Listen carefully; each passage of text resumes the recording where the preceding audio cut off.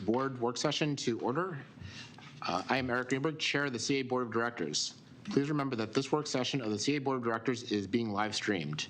You can find tonight's agenda and background materials on the CA Board's website. Links to these documents can also be found in the description section of our YouTube live stream for those who are watching the meeting there. If you are virtual, please mute your microphones unless speaking. If you are in the room, please ensure that your cell phones are silenced. Raise your hand to speak and I'll record the names in the order which I see them. If you're virtual, please use the chat feature. As we move through the work session, I will introduce each item on the agenda. If at any point you have trouble hearing me or any other board member, please say so. Tonight's timekeeper is Ellen Klein.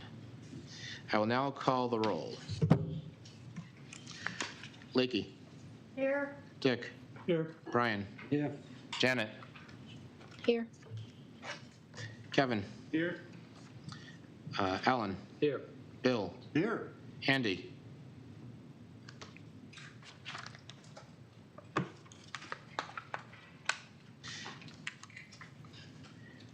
Ginny. Here. Sherry. And I am here.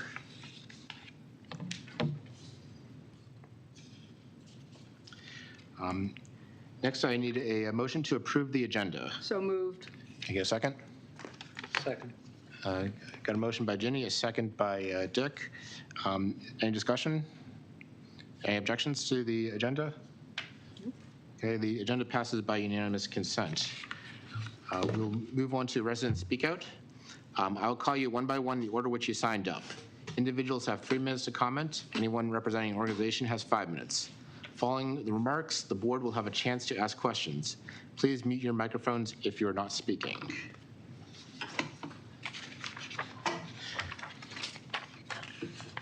Our first resident is Jackie Patterson. Jackie, are you there?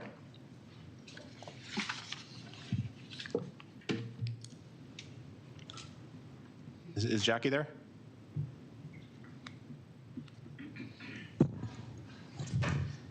Okay, I'll move on to Gail Zitney. Gail, are you there? Yes, can you hear me? Yes, I can. Okay, good. I want to say a few words about the Sixpence Tot Lot or the playground. My name is Gail Zitney. My husband and I moved into Columbia 51 years ago, and 45 of those have been spent in Clemens Crossing. My children grew up climbing, sliding, using their imagination on the playground. It was a magical place. Then my grandchildren did the same thing until, of course, one day we got there and it was boarded up. So 2.5 years is a really long time to have the playground closed, and I'm sure you guys agree with that. It's a kind of a major meeting spot for kids and the adults in our community. And I realize it's partly one of the victims of COVID because I understand that you didn't have enough employees and enough money when this happened to do anything about it. I just want to make sure you know how I feel as a mom. There are a lot of children who are growing up in our community whose entire preschool and early life will be spent without that playground, without conquering the world from the top of that amazing playground. I'm also pretty sad that I understand the board has decided wood is not a good option. I mean, I'm realistic, I understand. It's just that it blended so beautifully with the surroundings. But if it can't be wood, I'm really hoping you can keep some of the features that the kids really loved. The climbing wall, slides, that platform where the kids got up and conquered the world. And I hope you would keep the swings and the sandbox. But I hope that something is done soon. I know Jim Rouse is the reason we moved to Columbia. And I really feel that he thought the little people of the world were very important, just as important as the big projects. So I want you to know that the little people are relying on you. I'm just a mom who knows how important this playground has been in the lives of my children and my grandchildren, and that's really all I wanted to say. Thank you. Do you have any questions? Yeah. Ginny? No, just a quick comment. This board has actually not taken a position on that, and it's on the agenda for discussion tonight. Okay. So I guess this is a different board than probably has made some of the other decisions. Any further questions? Ellen? Well, just a question. There are a couple of different designs that have been floated around, and I'm just wondering if you have any opinion on either one of them. Well, my opinion is that I don't know, because I thought that the design that was up for grabs was voted down. So I have to admit to being a little bit ignorant of the designs that you're talking about. That's all right, not a problem, thank you. Any further questions? Thank you for your testimony. Thank you. Next, we have Jessamine Duvall. Jess, are you there? Hi there. Can you guys hear me okay? We can hear you. Okay. I am here to speak about the response to my request for public information made in writing on July 28th of this year.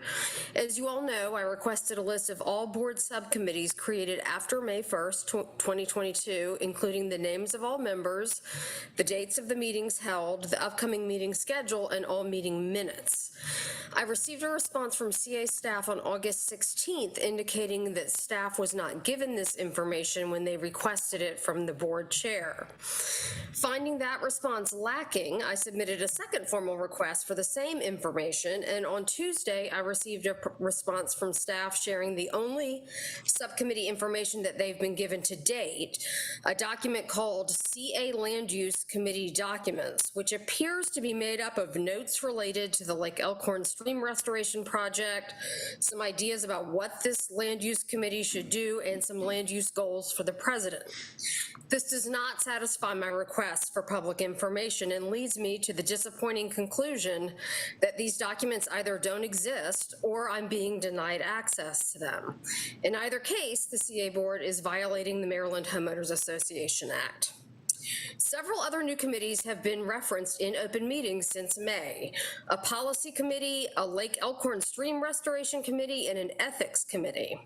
As a former member of this board, I know that per CA board policy, the roles and responsibilities of these committees and the list of members should be available to residents, and the meeting schedule should be published as it is for all other CA board committees: Board Operations Committee, Risk Management Committee, the Architectural Committee, the Audit Committee. If the meetings for these new committees are being held as closed sessions, then those closed meeting minutes should be coming to the full board for approval and should include the justification for closing each meeting. The Maryland Homeowners Association Act states that all HOA board committee meetings must be announced in advance and open to the public unless there is a justifiable reason for them to be closed. And you guys all know the reasons. I'm asking again for the documents that I have requested, and I'm asking again for these committee meetings to be publicized in advance, made open to the public, and recorded and live streamed accordingly. If this illegal activity continues, I will have to take further action to hold this board accountable for their actions. Thank you. Thank you. Do you have any questions or comments? Sherry? Jess, since you were on the board, then you know that the board only has 2 standing committees. The standing committees that are referred to in some of the previous documents no longer exist. So the 2 standing committees are the Audit Committee and the Risk Management Committee. And I believe you were on the Audit Committee. The Risk Management Committee, to my knowledge, and I've been on it, is not a public meeting, correct? The other issues that have come before the board is dealing, as nonprofit boards are supposed to, by looking at particular issues. People have volunteered to be part of ad hoc committees, and the board has a history of using ad hoc committees that are single-focused and that come back to the board with information and recommendations for any kind of changes to policies. In fact, tonight we're going to be hearing from the Minority Business Enterprise how that is working out. That was an ad hoc committee that worked on that. There were other ad hoc committees also. There was one that I believe Andy Stack was the head of, brought information back to the board with a series of recommendations. That was about the advisory committees. And so this process has been used before. These ad hoc committees are different from subcommittees. Thank you. Any further questions? May I just make a response, please? Sure. They're all committees. And according to the Maryland HOA Act, all meetings must be public. And when I realized that the CA board was not operating correctly and we need to change it. Just because it was done one way doesn't mean that's still right. Thank you. Any further questions or clarifications? Thank you.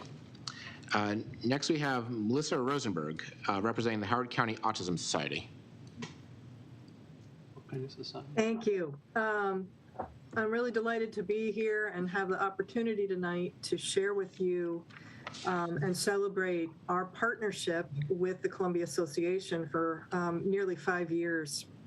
The Howard County Autism Society serves individuals with autism throughout the lifespan and their families, the professionals, and the local community here in Howard County and the surrounding areas. For 5 years, we have worked with your aquatics department, and that has spread over the last year into some other areas. So we're really excited about that. My Memorial Day mornings now are spent with your lifeguards, along with a few other of our volunteers. 300 lifeguards and managers rotating through at about 7:30 in the morning to hear about autism, about the safety concerns around water for our young children with autism. Those who elope have and wander and die in some way. It's a very scary statistic that 74% of them drown. They drown in canals, in rivers, and in swimming pools. So it's especially important to our community to get that word out to your managers and lifeguards so that our community can be safe and that they are aware of some of the dangers. We also educate about autism, give some background, offer some suggestions on how to work with our families and individuals. This year was especially rewarding because there were 5 of your young lifeguards who disclosed to me during the course of these 15-minute rotating sessions that they are autistic. And I thought that was just spoke volumes about your staff and about Marty Altmans and his staff, that you make this space for our community and that these young people felt safe sharing that information. That work expanded last year and this year again to your instructional staff, the swim staff. We worked with them and the Hussman Institute to develop social stories, to come up with some picture boards for our young people who are non-speaking, and offer tips and advice to swim instructors in a series of trainings so that they could better serve the autistic community. And then this summer, we worked with Anish and his staff for my very first and our very first training for instructors of tennis and pickleball. Same ideas going through, but just expanding that to more of your staff who can become aware and accepting and have some advice and guidance on how to work and be more inclusive. We've also reached out working with Lakey and your HR staff to begin an initial discussion about some training on neurodiversity in the workforce.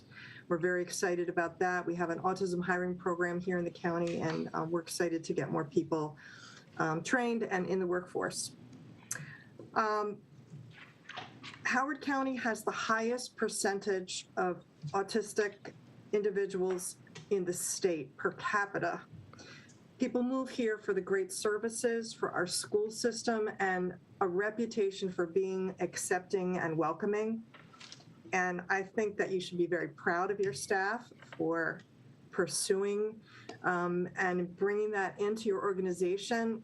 It's the right thing to do. It is good business. Our community is looking for programs where people are aware and trained and welcoming, and we look forward to working more with them and commend you all for this effort and this commitment. And boy, we want to get into every kind of program that you're doing in any way that we can support. So thank you so much. Thank you. Do you have any questions? Thank you for your testimony. Yeah. Next, we have James Blackwood representing Hickory Ridge Village. Hello, guys. So I'm going to talk about the sixpence tot lot today very briefly. Back in February, the previous board had denied a reallocation of $90,000, I believe, for a tot lot that was to be built in the Hickory Ridge Village Center that was no longer going to be built. For the Game Time Inc. Twin Towers place that was to cost around $174,000. Since that was denied, I have been doing my due diligence as a board member to try to find an alternative that would fit within the budget. I've sent out numerous emails to the residents as well as the CA board for a design that is $55,000 from a company up in upstate New York called Bears Playground. They use cedar wood logs.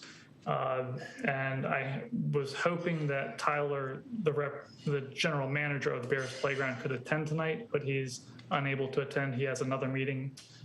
So you guys have some discussion to do for the agenda. It's on your agenda tonight. It's been almost 3 years now that this thing has been boarded up. I would say that that's too long. It's unacceptable. So it was originally built in 2013, but unfortunately the engineers cut the pylons at the top. And when you cut pressure treated wood, you have to cap it.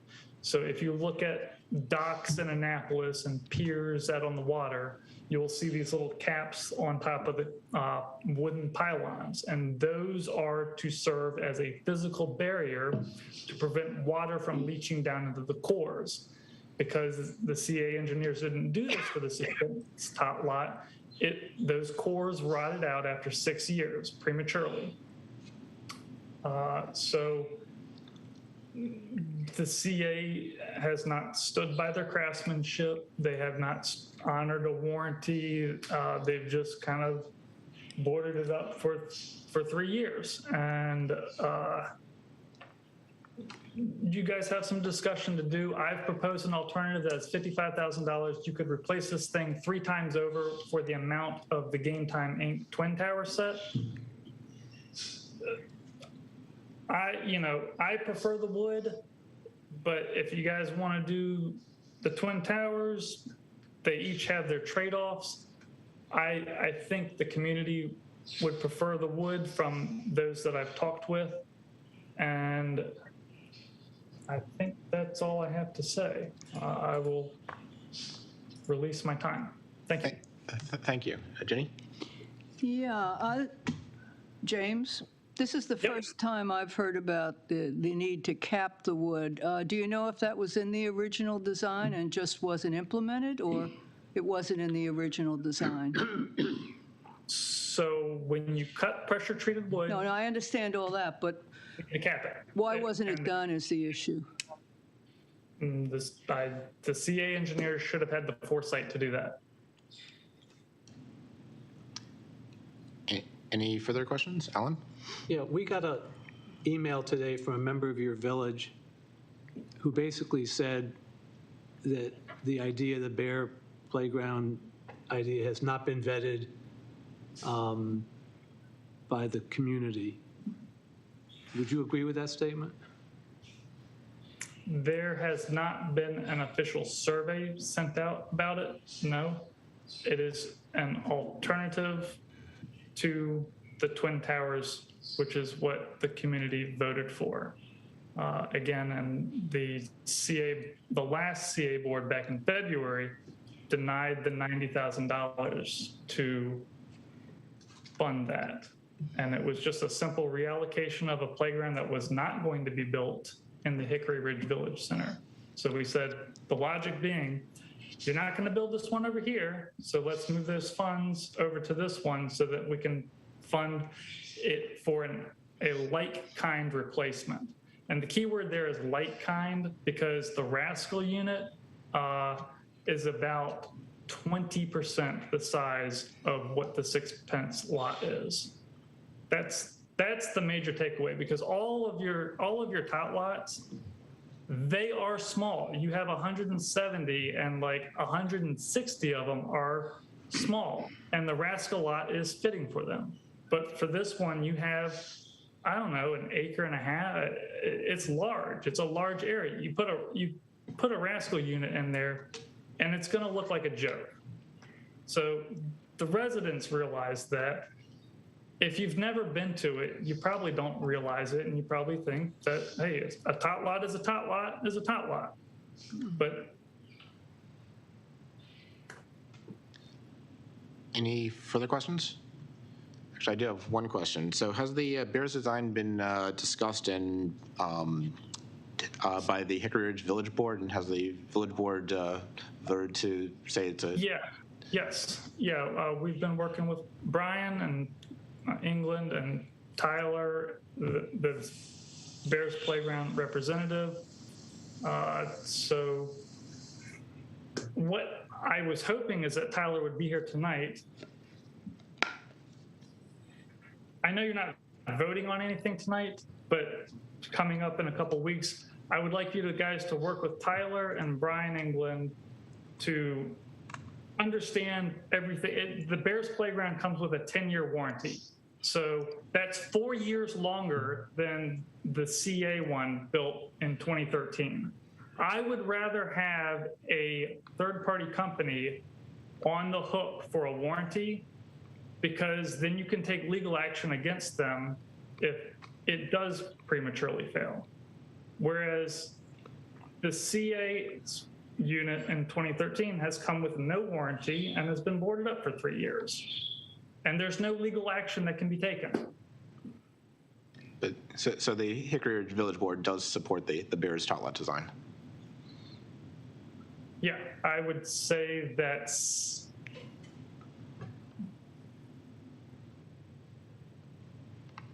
most of us do. I don't know. I can't say 100% sure that all 5 board members support it. Was a vote ever taken on the board? If you were to take a vote, then yeah, it would pass. Like, I'm sure it would pass. Thanks. Any further questions? Thank you for your testimony. Thank you. Next, we have Tyler Ponko. I don't believe he's able to make... Yes, I realize that. But if he's online, I'll give him a chance to respond. Next, we have Warren Wortman, representing By Coco. He's not able to be here tonight. He had a conflict. Okay. Next, we have Christine Amari. Christine?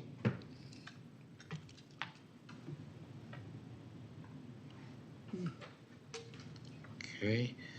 Next, we have Bryce Pridgeon. Bryce? Hello, can you hear me? Yes, we can. All right. Well, thank you for the opportunity to speak to you today about the 6 pence tot lot. I respectfully ask, if there's one thing you take away from my comments, it is a sense of urgency. The 6 pence tot lot sits at the confluence of several CA paths and used to be a common place where children, neighbors, and families would meet, play, and even celebrate birthdays. My family has met many of our neighborhood friends through chance encounters at the 6 pence tot lot. However, since it was shuttered 2.5 years ago at the beginning of the pandemic, we felt deprived of those special community benefits. Today continues to be a reminder of those difficult times when we were told to stay home and the boarded up structures become a blight on our neighborhood. I urge you to please approve the proposed replacement, the so-called Bears Playground tot lot. And when I ask for urgency, I do not mean to rush into a decision. Please carefully consider the facts before you make a judgment. The community strongly requests a like-for-like replacement. And according to CA experts, the existing tot lot failed due to poor material selection. And I understand that the CA board is sensitive to cost. And the Bears Playground tot lot addresses all these concerns: size, longevity, and cost. And it is consistent with existing CA tot lot policy. And if you need additional information to make a decision, please be clear about what is required so that you can get that information in a timely fashion and we can put this matter behind us. I also urge you to please avoid unnecessary bureaucracy in making this decision. Yes, policies can always be improved with new information and circumstances. However, the newly proposed solution is consistent with existing policy. You can both approve the proposed design and make future plans to revise policy. I moved to Columbia in large part because of the ideals of community espoused by James Rouse. Communities worthy of the character and optimism of our people. Every time I've walked by our shuttered tot lot over the last year, I feel we have fallen short of Rouse's vision. However, I'm hopeful that the CA board will show urgency to review and approve a suitable replacement for the sixpence tot lot. I want to see children, neighbors, and families gathering at the central location in our community once again. And I guarantee our neighborhood will celebrate on the day the new tot lot opens. Thank you.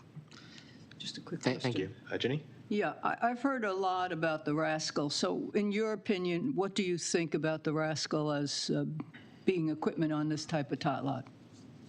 For this one, it is not a like-for-like replacement. For the typical C8 forts that have been described, yes, that makes sense. This sixpence tot lot is very unique. The rascal is not a suitable replacement in my opinion. Any further questions? Thank you. Next we have Joan Lankos. Joan? Hello. Hello. I'm just making sure you can hear me. We can hear you. I wish to comment on the ongoing saga of the sixpence tot lot in Hickory Ridge. CA's original plan to build the sixpence tot lot by gearing it to 2 to 5-year-old children was unacceptable to the community as the existing tot lot is geared for ages 2 to 12. At the request of the village board, CA staff provided 3 options that were presented to residents in a village board meeting, and then a survey was done to choose the preferred option. The village board accepted the results of the community process and requested the CA board move funds from a previously approved but unbuilt park project at the Hickory Ridge Village Center to cover the additional costs needed to construct the selected option. The CA board subsequently voted against approving the project requested by the village board. One CA board member specifically indicated to me and others that he voted against the project because he didn't like the CA board member from Hickory Ridge. Currently, a resident of the community serving his first term on the village board has proposed and encouraged others to request a different design from a different vendor. This new design has not been vetted by the community. There has been no public presentation, no survey of the residents, and no formal discussion of options at a village board meeting. The village board has never taken a vote on the design. It is not known whether this design will even meet CA standards regarding installation, maintenance, and durability, not to mention issues with self-insurance. The cart is before the horse. It is disheartening to me that this proposal could move into a CA agenda for discussion at this time. This proposal brought forward by one individual without community process and input is different from what has always been the acceptable norm for projects within the Village of Columbia. Moving forward at this time would set a precedent that will create chaos with future projects. Instead, I encourage this board to 1, follow historic practice regarding the gathering of community input and formal requests from village boards prior to consideration of an issue. 2, consider the precedent of going outside normal practice to accommodate requests from a single resident on an issue that has previously been shown to have a lot of community interest. 3, take into consideration questions regarding installation, continued maintenance, durability, and other costs related to project completion, as well as potential liability issues related to installation by others. The sixpence tot lot is geared to ages 2 to 12. Any replacement should be designed to serve the same age group. Design of the tot lot should be part of a community process and not chosen by only one individual. I request that this CA board approve the original request of the Hickory Ridge Village Board and reject any out-of-process requests for change of design. Too much time has already been wasted on this issue. As some of you may have noted, I forwarded my full testimony to you and hope that you have a chance to read it. Thank you. Thank you. Do we have any questions? Thank you. Next, we have Sky Anderson.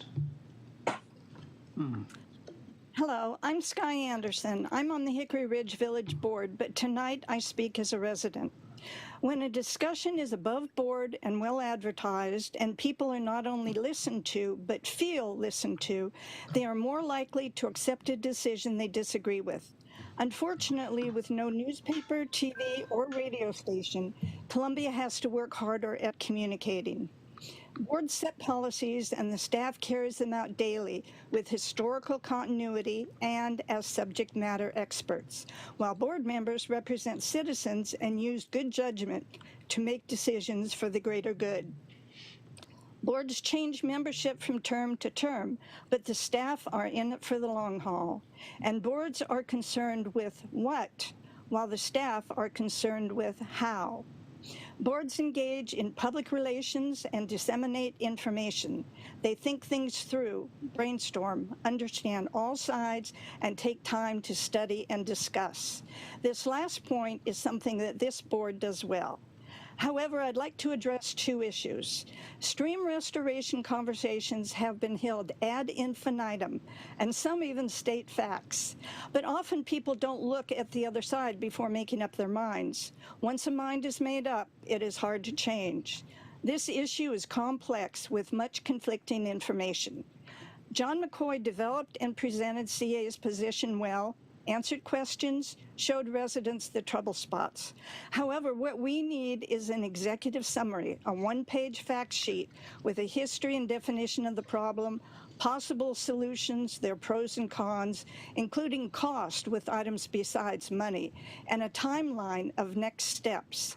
This would educate and perhaps soothe some minds. As for the tot lot issue, it will be discussed tonight, and I don't know what will be said. However, CA does not seem to have a definition or policy for tot lot or playground. And then there is the super tot lot and at least 2 meetings of destination tot lot, including ADA accessible. To muddy the waters more, CA is making decisions on tot lots as it develops a policy to guide that decision making. I suggest CA develop the policy first, objectively, before tackling specifics. This too can be disseminated in a one-page fact sheet. I'd include history, a link to maps, previous decisions, maintenance, insurance, etc. In summary, I suggest CA develop fact sheets to concisely and accurately inform the public. The staff has the ability to do so, and the board could bless the process. Who knows, there might be more fact sheets in the future than those I mentioned tonight. Thank you. Do you have any questions? Thank you for your testimony. Next we have Sharon Boyes representing Protect Our Streams. Hello. Can you hear me? Yes, we can. Okay, good. Good evening. Thank you for this opportunity. Although Lake Elkhorn has been pushed out to October 13th, I recall tonight is the night we were told there would be a flow chart which would confirm all of the upcoming opportunities for the public to submit comments on the new plans to MDE and the Army Corps before the project is approved. Although I have always been told there will be no additional opportunities, I'm anxious for CA to provide us with those dates this evening. I've been speaking out against stream restorations for over 1.5 years now. The stream in Longfellow is filled with silt and sediment. The vegetation remover is parked in Wild Lake and has its work cut out for it. There's as many or more invasive species in the stream area than last year, and the stream water is gross and needs to be tested for blue-green algae. I hope John McCoy took water samples of the stream on either night when he was down there recently pulling weeds off some of the planted wildflowers with the handful of volunteers we're relying on to manage the negative results of the project. Our group, Protect Our Streams, is calling for an immediate halt to any future stream restorations in Columbia. Although Lake Elkhorn would be, and Longfellow was, funded by others, we're calling for any potential funding in the upcoming budget for stream restorations to be used instead for out-of-stream projects that mitigate upland stormwater runoff where it's occurring. These projects will mitigate the problem that's creating the additional silt and sediment in our streams and lakes, reducing the frequency of required dredging. They provide biological uplift, preserve our forests and natural streams, help to maintain our current populations of native plants and wildlife, and enhance our quality of life, not degrade it. It's important to note I'm not talking about repairs of individual stream banks to shore up infrastructure or to stop an emergency situation from becoming worse. I'm talking about restoring entire sections of stream that require forest removal. We are asking you to follow the plan on file with the Federal Register that calls for our lakes and ponds to be placed on a regular dredging schedule to keep the financial and environmental costs down. We're calling for the creation of a dredging fund. We should be setting aside funds on an annual basis to be used for dredging only. We are calling for the U.S. Geological Survey's gauging station on the stream in Wild Lake to be funded again. How else are we supposed to compare certain elements of the stream before and after the upstream restorations were done? We're calling for a new division to be created out of existing employees who want to preserve and protect our wooded stream corridors. Survey after survey have indicated that this is one of the most important things to residents. They are our identity. They are how we connect and where we connect as a whole. These need to be people who would enjoy this type of work. This division would monitor, maintain, and enhance our streams and riparian zones. This cannot be left to residents and volunteers. It's an overwhelming task. They would be responsible for removing trash, invasive species, and log jams in the streams. They could perform any emergency maintenance required on an individual stream bank using native stone-like forks. They would work with the light touch, mainly by hand, and use very small equipment such as chainsaws and pickup trucks. They would reforest areas with native species and cypress trees along the banks, install bat boxes, and install and maintain rain gardens, bioretentions, etc. They could install a boardwalk in Longfellow and engage with the community on the importance of managing our stormwater runoff. We must stop using techniques and thought processes from the last century. That's how we got here. We cannot remain stuck in the past, allowing projects that are the exact opposite of what climate scientists are telling us we must do to save ourselves. One of these employees could be a county and state liaison who could reach out about projects on the county and state lands that would benefit Columbia, and also to find out what grants and pilot programs we may be eligible for. They could work with the county and state highways to begin improving our roads and infrastructure, modeling the recent cloudburst study or Montgomery County's Green Street programs. We're asking for a budget to be forward-thinking, that pays for truly green and sustainable practices that protect our forests and streams. It's time for bold changes from top to bottom. And finally, please fund the 6 pence tot lot that the folks in Hickory Ridge want. It's been 3 years. What is the holdup? We all appreciate they're trying to maintain their neighborhood character and Columbia's identity. I know I'm willing to share a portion of my homeowner's dues for that. Thank you very much, and thank you for your consideration. Thank you. Do you have any questions? Yeah, just, Ginny? it looks like you were reading that testimony. Would you mind sending it to us? Oh, sure, I'll send it to you. And the other thing, thanks for reminding us about the flow chart that was due today, so we'll follow up with maybe, the date was today. I know we're going to hear it and ask questions about it and the rest of the Lake Elkhorn issue in October to make it an easier way of handling the whole subject, but the flow chart was still due today. Yeah. We got it. Yeah, we're looking It forward was to the sent today. opportunities for public It was sent comment. today? Yeah, we Yes. got Okay, it. thank you. That's great. It was. I didn't say it wasn't. I you. just said I know it was due today. Good. Okay. And I'd like to thank the staff for providing the flow chart. Yeah. Any further questions? Well, again, to follow up then, is that going to be posted so that, like she's asking about it, will it be posted so that we can refer people to it if they're interested? Or how does that work? Mr. Chair, are we doing this during resident speak out? I didn't hear that. It's a simple question. It's a simple question, like, is it going to be posted? During the Board Operations Committee, staff suggested that the flow chart be on tonight's agenda and a subject matter expert be available to present it. The BOC determined to put it on the October 13th agenda.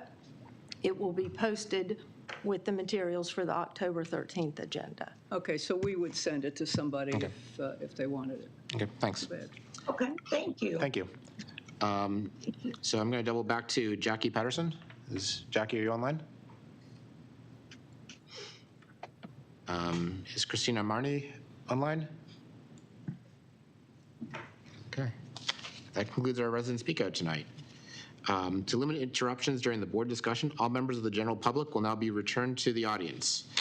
This means you will no longer be able to show your camera or unmute your audio, but you are more than welcome to stay on as an attendee to watch the remainder of the work session. You can also watch a live stream on the CA Livestream YouTube page. Thank you so much for your participation tonight. I will now take a moment to allow staff to make this transition.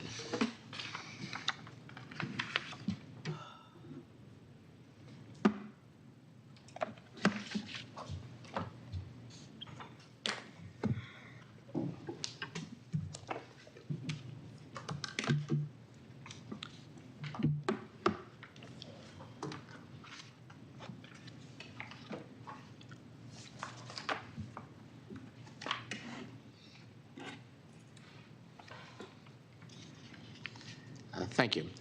So our first work session topic tonight is the board FY24 budget discussion, including the survey results. So, Lakey, can you present the budget discussion? Or Susan? So it's the board budget discussion? I mean, I can, at the BOC, you clearly said you didn't want us to go over materials that when we put it in the packet, everyone reads it. So we are anticipating the board telling us what your strategic priorities are that you want us to be considering. And as was in the board-approved schedule that was laid out, I believe it was in July 28th that we approved it. We are anticipating having a vote at the next meeting. So the goal tonight would be for the board to discuss and gain some consensus around what your strategic priorities are that you want staff to consider as we develop the operating and capital budget. The materials that are provided in the packet are the two comments that were made July 28th. In a previous board discussion, there were a total of 2 comments that were captured, and then we provided the 2019 strategic plan that the board developed, so for reference, and then we also included the community survey results. Alan. Is this, I got the sense, and maybe I read the memo wrong, that the survey results was this is where we are right now. And that the survey was still open. Is that accurate, or is this survey now closed? So I can address that. The memo says that we extended the survey through the holiday weekend. I should have said Labor Day holiday weekend, and it's closed then. And so the responses were provided, I think, yesterday. Right. So that's all. And if you try to look at it, you see that it's closed. Okay, thank you. Thank you. Can you please, thanks. Cell shock.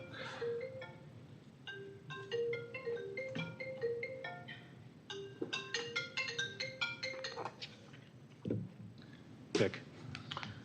It wasn't for me, was it? Dick first, then Jerry. A couple of things regarding the budget, but before I mention that, I did get the flow chart for the stream restoration project, and it looked like a very good one, a very thorough one, lots of pieces in it.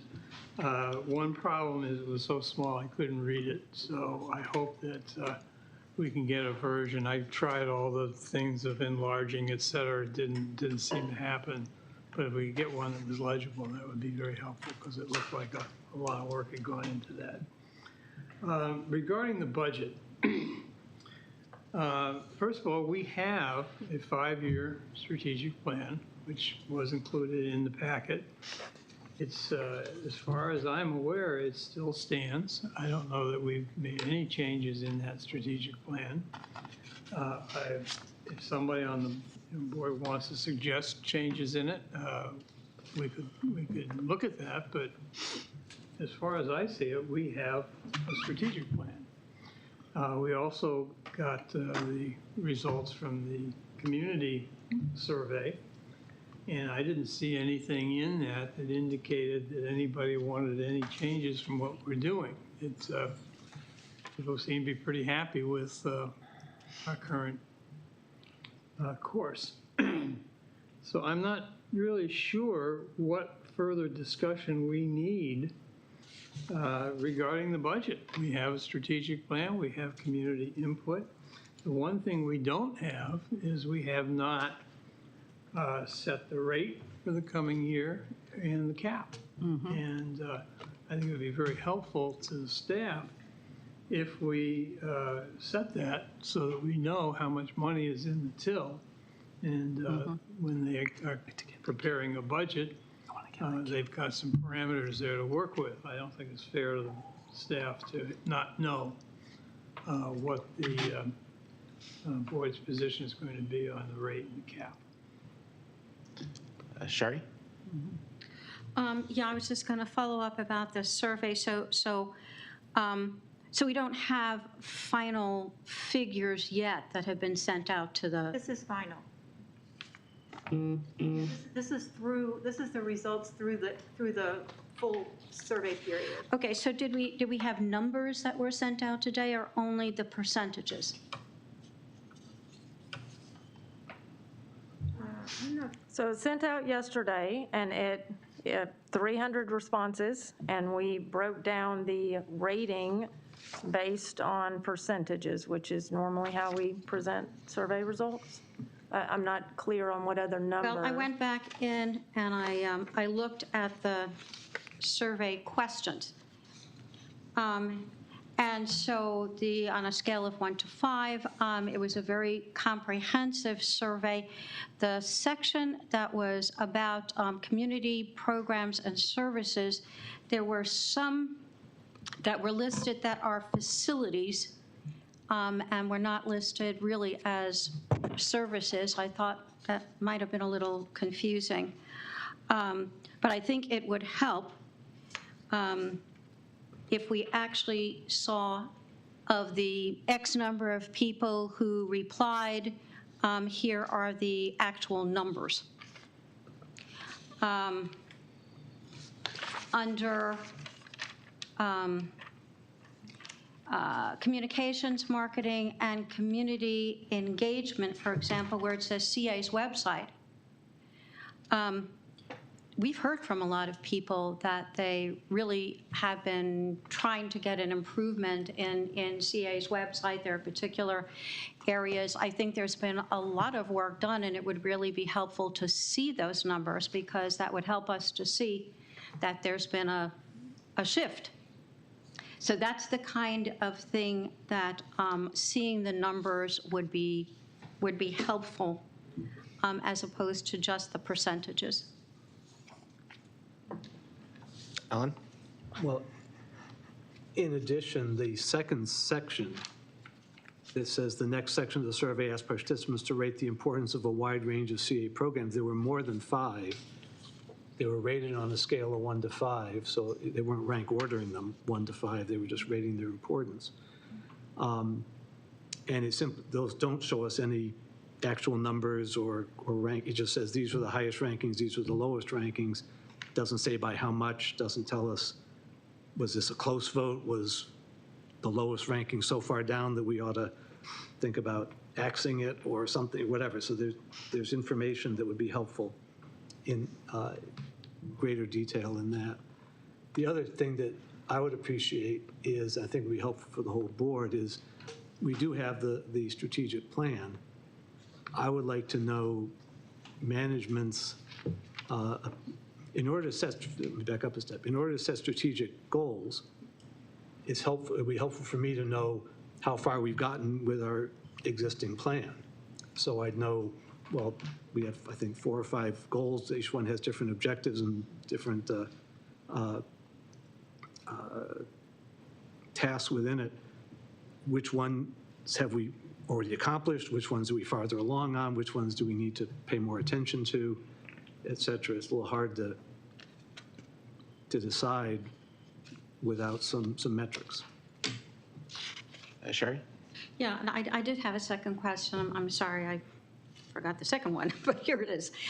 One of the things that you did mention in the memo, Lakey, that was very helpful was about maintenance of our existing facilities. And I think that's one of the things that I have some real concerns about. We have seen incrementally the costs of repairs and maintenance going up and up in the same way that we're seeing the costs of staffing for all these types of things going up.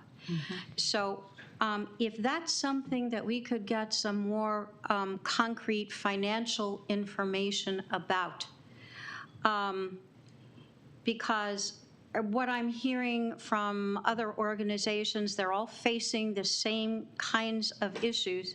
And because of the number of facilities that we have and the age of our facilities, this is becoming, I have a sense that it's going to eat up more and more of CA's budget going forward. So getting an overview from the different departments and divisions would be really helpful as we look towards a more in-depth budget view. Susan? I could use some clarification on that. So, so when you say, could you explain what you're actually looking for? All right, so with, for example, HVAC systems, the cost of installation goes up, and the cost of the units themselves, which are much more efficient, but they're also much more costly. So that type of thing, the types of things that we installed in facilities a couple of years ago, I believe will probably cost more to do as we continue to change out these old systems. So you're looking for like the percent increase over last year that we expect? I would like to see the actual numbers. What did it actually cost to do this kind of HVAC system repair in this kind of facility versus, you know, what it's likely to cost, or comparing a couple of years ago to what it was last year? I mean, I think it's so hard, I know, to speculate on the future because everybody's trying to do that, and we don't know a lot of these variables. But just getting a sense of what the trend is, I think, would really help the board to see what we're looking at in terms of these kinds of repair, what used to be routine repairs and maintenance are going to cost now. So I think what you're trying to ask is, so last year we allocated $11 million for capital improvements. And I think the question you're trying to ask is, given the current inflationary state, what does that translate to today? So how much do we need to allocate today just to keep up with inflation? Okay, I know when I'm working with businesses, you know, it's been, inflation has been up at 8%. Staffing requirements are even higher. And there are lots of different variables with that, including retirements and things of that kind. So these are the kinds of volatile numbers that we're trying to deal with. If you could flag some of those types of things that we know we're going to have to be doing next year. And we do have a repair, plan. I know the pools, there's a plan for the pools. There are plans for the different facilities. So maybe extrapolating from that. I'm just throwing that out there, but the actual figures would make it very concrete. Right. So those will be what we would be producing in October for you all. Okay. Okay. All Janet? right, thank you. Did you call me Eric? Yeah, Janet? Sorry. So I just wanted to remind everyone that, historically we have had, we agree on the rates and we agree on whether or not the cap goes up, and then staff has put together a budget. And over several years, there were a lot of complaints about that process and that approach. So I'm a little bit concerned from Dick's comments about, like, let's just have the staff put the budget together. if that's what the board agrees to, then that's fine. But I just want to remind everybody that that is what has historically happened. And there have been a lot of complaints around that. And then last year, we requested scenarios. So the interesting thing there was when we broke it down by department and looking at like covering costs and that kind of thing, those scenarios ended up being very similar to each other. So I don't think we saw exactly what we expected to see from those scenarios. But the one huge benefit from that was that we got a lot better insight into the pieces that compile the budget. So I think, we had a lot more individual line items that now we have visibility into. So I guess I'm just throwing that out there because I think we have something to work with, but it's really up to the board to drive that direction. And if we don't, then all I'm saying is I really hope that I'm not going to hear complaints later about how we didn't, how Lakey or Susan or someone didn't do X, because it's up to us at this point and starting now and moving forward to provide that direction. And if we want to base it on a strategic priorities, then that's what we should be discussing here. If we want to base it on something else, that's a different story. But if we're going to, not provide any direction, then we will be reverting essentially to what we have done historically.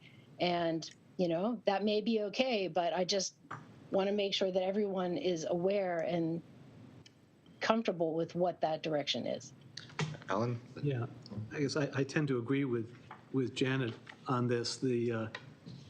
I'm a strong advocate for us talking about priorities, because we could end up looking at our priorities and saying, well, if we really are going to have those as our priorities, this is where the cap needs to be. This is where the rate needs to be. So it's always felt very artificial and arbitrary to set the cap and rate before the budget. It's talk about cart before the horse. I'm also not, I get, Sherry, what you're wanting. I think I get what you're wanting, but I'm uncomfortable.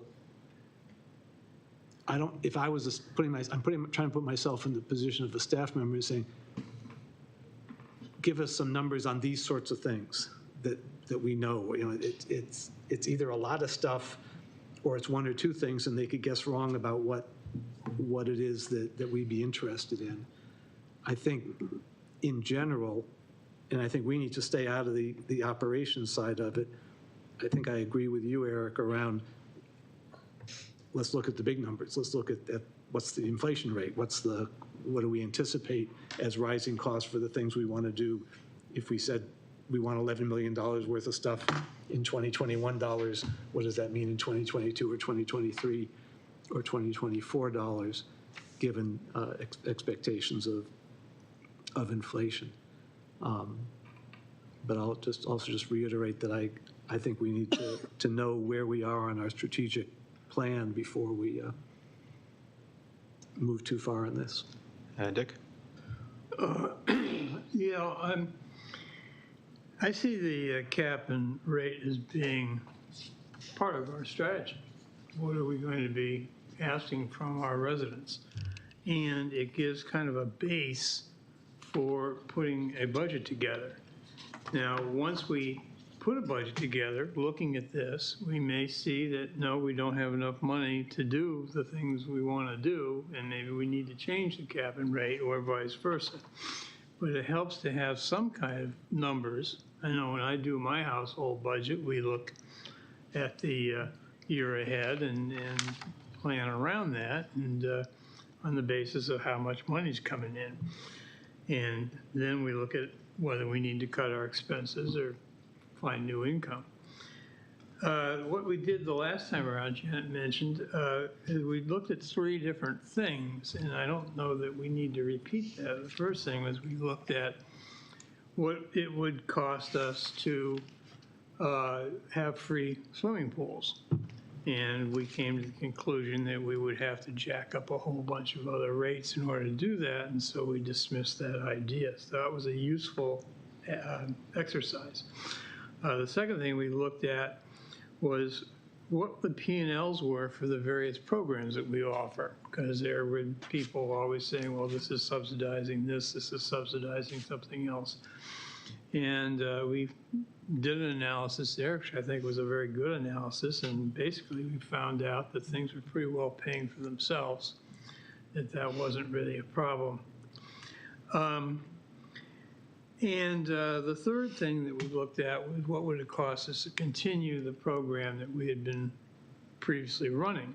And those were pretty much the numbers we came up with.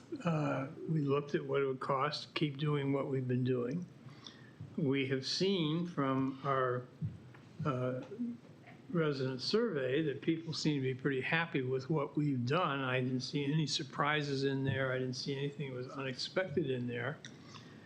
And so I'm suggesting that the best way to proceed would be to agree going in what we expect the cap and rate to be, and give that to the staff so they have some kind of idea of what kind of money we're talking about.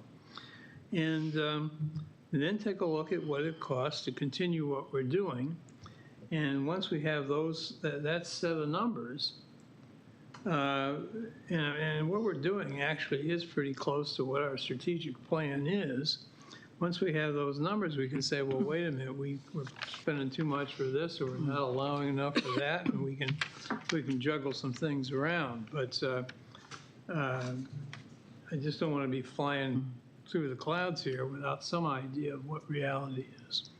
Well, there's a similar approach where you could say, if we were to extend the FY 23 services into 24, and if we were to extend the current rate and cap into 24, where does that leave us? Does that leave us with a shortfall? Does this leave us with a surplus? That's exactly that's what I'm looking for. And at that point, then we go in and we can fine tune it, knowing what the realities are. Do you have a question? Yeah. Okay, two things. One is on the survey, and thank you again for doing it. I'm wondering if we could have a comparison to the survey that was done last year. I don't know who to address this to. So that we'd show the results this year are X. And I agree with Sherry. I would also like it in numbers as well as percentages, and I'd like more detail, not just a summary, more specifics on many of these issues as to how the respondents actually answered. But I'd like to see the comparison from last year and this year so we can see, did something become more important or least important, et cetera. I would think you'd want to do that every year. Okay. So it seems to me that doing a survey each year does exactly that. It shows you what people want now. So right. I don't understand, and that's going to be some effort at comparing the two. And I'd really like that to be a consensus of the board before we spend a lot of time on that, because it seems to me that what you have now is the relevant information. Yeah, it's just, on many things, if you do it every year, you usually do a comparison just to see a trend. If the board's not interested in that, okay, but it could have been, well, I'm not going to make things up as to what it could have been last year, but now the population wants something different. Well, why? We might want to delve more into something like that as to why it changed. So that's, I don't know how much work it would be. Like the percentages, well, I won't argue that. Bill? And then I do have another issue, but go ahead. Bill? Just a quick comment and then a longer statement here. Just if we have 300 respondents out of 30,000 households, we should take that into consideration too, right? So something to think about. How many do we have last year? Was it 600 or something? I couldn't tell you how many it was. It's still 30,000 households, so. Yeah. And speaking larger. I see your point. Thank you. Okay. Speaking larger, what we have talked about on this board this year, at almost every meeting that I recall, in the background has been a discussion of it. It'll be difficult for us to meet budget this year because of some circumstances that have manifested themselves this year. It's related to inflation, supply chain, and we talked about cups and trucks and all kinds of things here.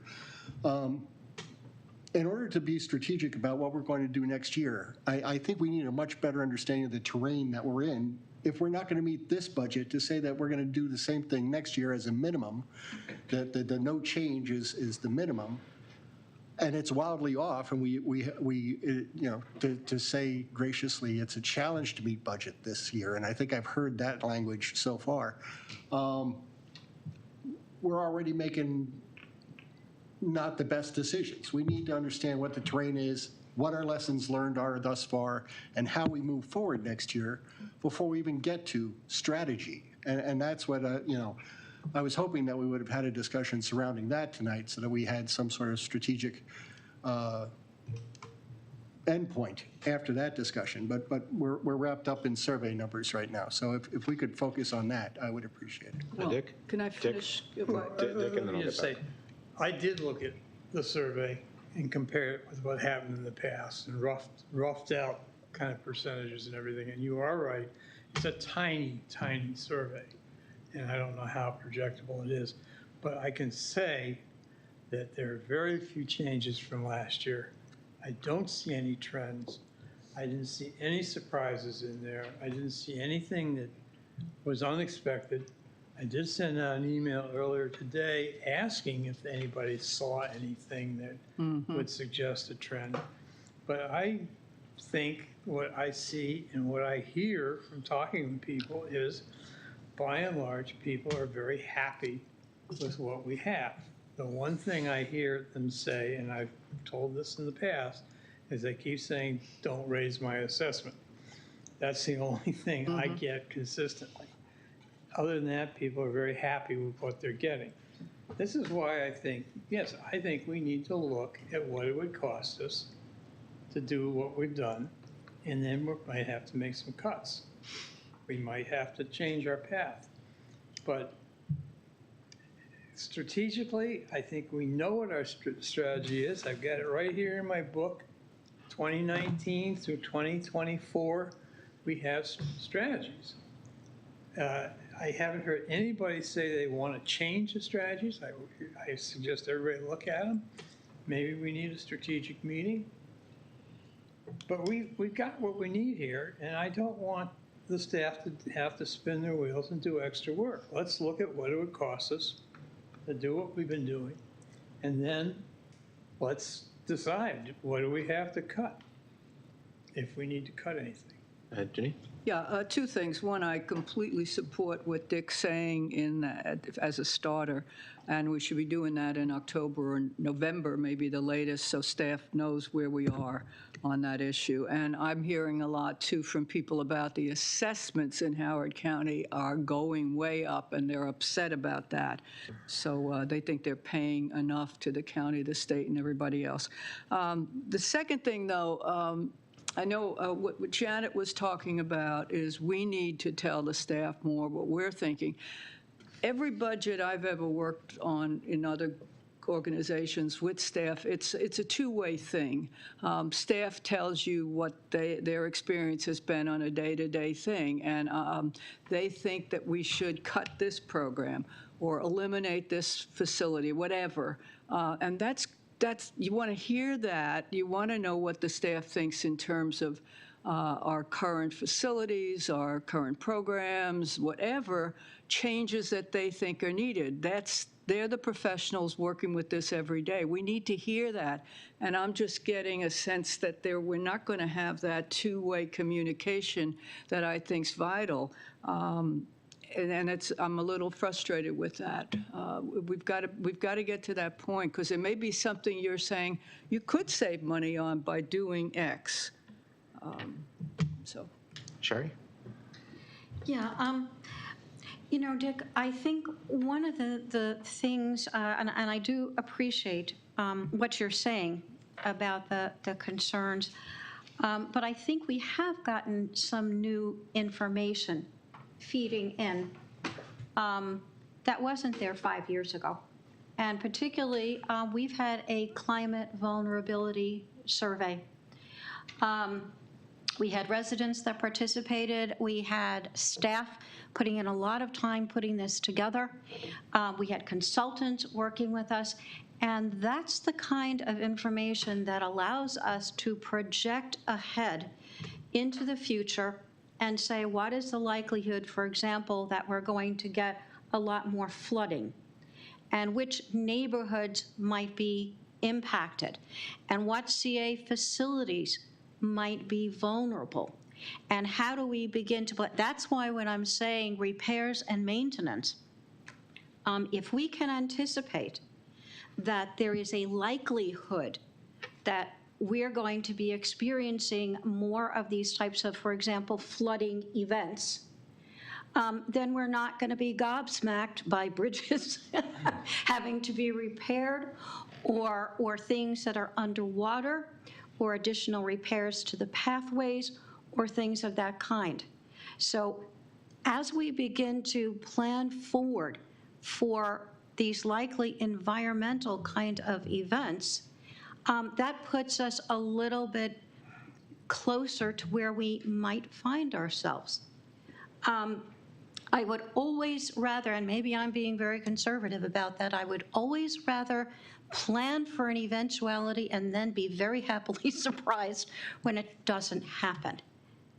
And that gives us more leeway to adjust the budget later on. But if we take our budget and we do a repeat, and then we experience something like what happened a couple of years ago with a tornado blowing through one of our Columbia neighborhoods, mine actually, and that sucked $1 million in cleanup. So I think we have to be looking at some of that information that fed in and see where we can plug it into this budget planning process. So does our budget take into account those type of contingencies where we have a contingency for a major disaster like that? Lakey? I wasn't answering your question. I had a comment. No. Okay. Lakey? It does. Okay. Susan? I mean, not 10, but 2 or 3 of those events a year. So that's what we sort of have contingencies for? Right. $2 to $3 million type events? I don't know if they're $1 million, not that much, no. And does insurance cover any of it, or? It depends. Lakey? So I just wanted to attempt to, again, kind of reframe the goal of tonight's discussion. So I would concur with what Bill said. I'm hesitant, which is why the summary is at the level it is. 300 people certainly is not nothing, but it is not remotely a statistically significant survey, and we would not put it forward as such. I would characterize this as a temperature gauge. It is okay, looks like these are the most important things to people. I will share that what stood out to me was definitely that there is a desire for us to put more money into maintaining and updating our facilities, because that was deferred during the pandemic. That came through very clear to me, and the fact that new construction was not being put forward, that people were thinking and talking about equity, that they want improved user interface, that they want more events. All of those things cost money. So what I am looking for from the board, what the staff needs, is what are the priorities and outcomes you want to see? So a lot of the discussion so far is very much in a desire for the concrete numbers and assumptions that are put in and staff's role in this. This conversation is exactly what the board's role is. What is your strategic level of, we really want to invest in sustainability and prepare for climate vulnerability, and that's priority number 1. So when we go to put together the operational draft budget, which you're going to see in October, which has tons of, November, which will have tons of detail that everyone is talking about, that if we get to a point where we're like, okay, we're going to have to cut here versus here, well, gosh, the board priority was sustainability over accessibility, or it's really important to put more money into repair and maintenance than it is to put into improvement of our user interface in our CRM project that we're going to put forward. So the idea that staff would not be involved. Staff is intimately involved. We build the draft budget, and then we have an exchange over that. Tonight is about, here's what is really important to this board of directors for CA. And if we can get clarity on that, I mean, I've heard several references to the strategic plan. That's great. It was done prior to the pandemic. So a lot of things, I would argue, have changed significantly that were captured in the strategic plan. So it'd be very helpful for us to know you really want us to focus on leadership development versus advocacy, whatever it might be. So I'm just trying to frame, again, what the goal of tonight is, because a lot of the questions that are being asked will be addressed. They're just in the process and schedule that the board approved already later. Yes, I just don't want to make this any more complicated than we have to. In our existing strategic plan, it says that we will have a Columbia-wide climate change vulnerability assessment, so that's already in our strategic plan. We also have strategic priority resource stewardship, which would include these very problems.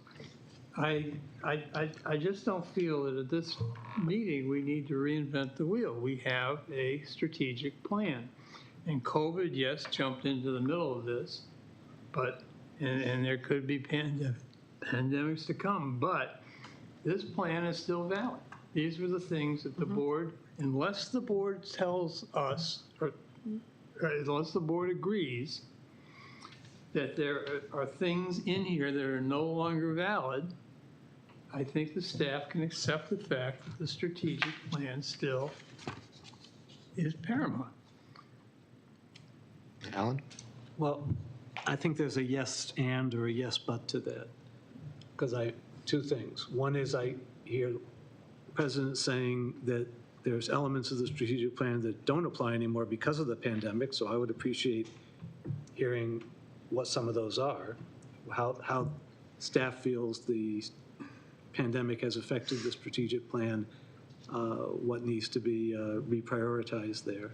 And secondly, just to say we have a strategic plan doesn't say how far we've gotten towards any of those particular elements. So I would appreciate some kind of, it doesn't need to be very detailed, or I'm not asking for minute levels of gradation, but I'd like to see some kind of scorecard of how once we decide which parts of the strategic plan are still valid, how far along have we gotten? Because maybe, just to use the one that you mentioned, Dick, resource stewardship, we're already there. We've accomplished it. We don't need to put any more. I'm not saying that's so, but we need to know some kind of barometer of how much movement we've made towards accomplishing these 5-year strategic goals. Sherry, did you have a comment? No, I was just going to agree with what Alan just said and to echo. I think what Lakey and the staff are looking for are priorities. And what the strategic plan has is a series of action steps that are listed, but we don't know which ones have been accomplished fully, which ones have been accomplished somewhat, are the ones that are still somewhat, have those moved up in priorities. And I'm just looking at one page here on page 3. CA will work to reduce fossil fuel consumption associated with its vehicle and equipment fleet and encourage similar practices in its contractors. Okay, that was a great action step. I'm sure we've made progress along those lines, but how much progress? What does that actually mean? I guess I'm thinking in terms of dollars and cents, and how much further do we have to go? In other words, it would be helpful to get some feedback about these various steps that were taken, and then know what the priorities might be given the macroeconomic situation that we're in. Not so much CA's microclimate, but the macro, the larger picture. So one comment I have is I think the priorities might shift depending on what our CA's financial situation is. So if we were to take the current rate and cap and take the current services and extend it to FY24, if we're ahead of the game, if we're ahead by several $1 million, you might have one set of priorities, and you might start looking at all the nice to haves. If you're behind by $4 million, you might have a completely different set of priorities, and you might start looking for ways to save, and the priorities might change just by where you are relative. So I think, and it sounds like from the board discussion, that having that initial yardstick of, okay, if we were just take the status quo and extend it, where are we? I think that's a key step, and that could start to drive the priorities for the next fiscal year. Bill? Just to move this forward, does the board generally agree that the level of programs, services, and facilities for the next fiscal year should and can, if the finances allow it, continue as is? Are we all in agreement there, or does anybody think that a program, service, or facility needs to be changed, altered, or amended for the next year? Where are we on that, guys? So I didn't hear anything about if the money is there. I haven't heard anything about cutting anything particular. But then again, a lot of that depends on if you have excess cash or you're lacking cash. Again, the actual financial state is and I think we'll see that when the detail comes out in November. But from a strategic standpoint, is that a valid statement for this board to consider tonight, to vote on later this month? Dick? Yes, I think you're right. I think I have still not heard anybody say that there's anything we're doing we shouldn't be doing, or there's anything that we're not doing that we ought to be doing. Okay. So I think we're, the ship is sailing on a pretty steady course, and once we look at our financial situation, as Eric points out, we might have to change some things, and we might have to examine our priorities. If we don't have the money, what do we cut? If we have more money, what do we add? Looking at what our priorities are, what our strategic priorities are. But I'd like to get some kind of an idea of what is felt, if we were to continue the current cap and rate, what kind of money are we talking about? And then let's look at what we can do with it, and then decide, do we need more, need less? Do we need to change the plan? Well, I think staff, may I? Yeah. I'm sorry. We're having a conversation. That's not great, so I apologize. I think staff in between now and November, given the strategic initiative to currently carry what we have now forward, will run the numbers and say, if we wish to do that, based on what we see in the future, the cap and rate has to be X. Okay. If it has to change, then we look at the change and what do we do, or do we cut? That will come. I think that, okay. Am I wrong on that, guys? And then I will stop having the conversation. Okay, Ginny? Again, what I was saying is, I think what's missing from that is the input from the staff as to what they think, to how they would answer your question. And I think Sherry's point is excellent on the climate change. I'm just hearing about the lakes and how we're dealing with the lakes and what problems they're going to be and what expense that could be, et cetera. So I'm concerned that we're supposed to say what we're saying, but we're not getting that input is what I'm just asking for. Because they may be able to answer your question differently. They may have some ideas. They did certainly a couple of years ago say you need to do this, you need to do that. Whether they were right or not, we got different responses. So, Bill and Jerry? But just really quick, tonight is about us and what we want. And I'm sure that the staff will come in with a raft of suggestions or positions once we lay out the strategy. Tonight's about our strategy here, right? How we would like to see the corporation move forward in the next fiscal year. If you're right, okay, I'm not getting that at all tonight. I'm getting what you're going to be saying. The budget will come in that way. So, okay, we're hearing it differently. And I think that's where having a yardstick would help us. And I think we're sort of looking for that yardstick from two different viewpoints. But I think we're both on the same page, or the board's generally on the same page of needing that yardstick of, okay, if we extend, given our current level of services, given our current cap and rate, where does that leave us? I mean, you might ask the question, okay, what do we need to do, the cap and rate, to continue that? But it's fundamentally the same type of question. It's fundamentally the same information, I think. Ellen? I think Sherry was called on before me. Yeah, Brian, why don't you go ahead? Brian, Yeah, I just, looking at the plan, one of the things that I think we need is a sort of rating on the different objectives. We need to know just how far before we can make a decision, because if you've got an objective, say, to do with producing more power, and you haven't done anything, then maybe there's more resources should go there, or you've got something else where we've completed that particular strategy. So this needs something to give us a tool to guide just where we need to go. So this seems like the strategic plan needs some sort of rating system. Get more information if that's possible. Sherry? Yeah, I was also going to say that in a post-pandemic world, I think we are in a different situation from where CA has been before. And I'm concerned about the issue of membership, about increasing our membership and extending membership opportunities to communities that have traditionally not participated or have perhaps not felt entirely welcome participating with CA. And I think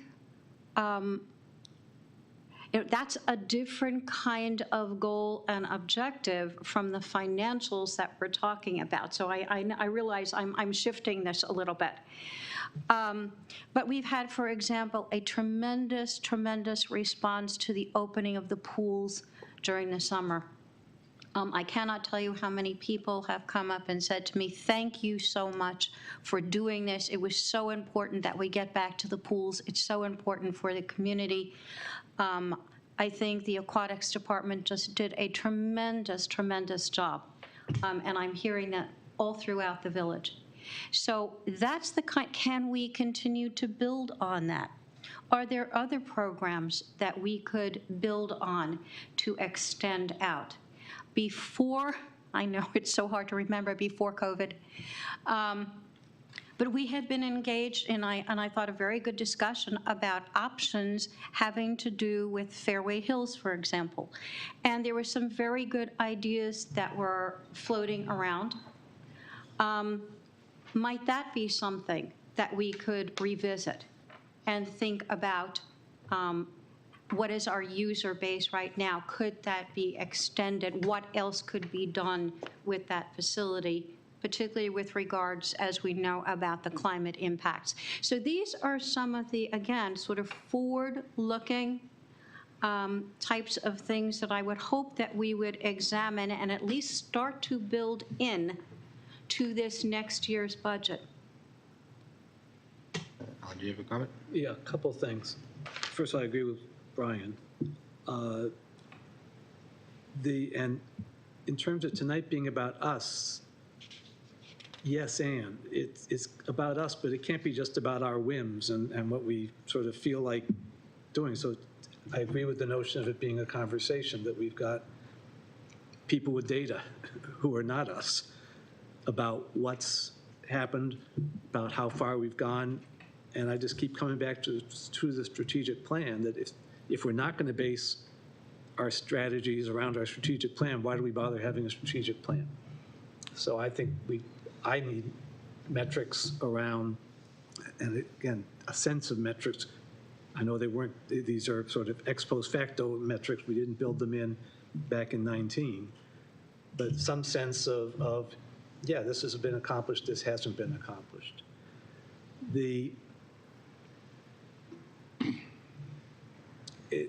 And I guess and I really would love to hear what, it sounds like, Lakey, you've got some sense of what's changed around those priorities because of the pandemic. I'd love to hear what those are as a board member that you are.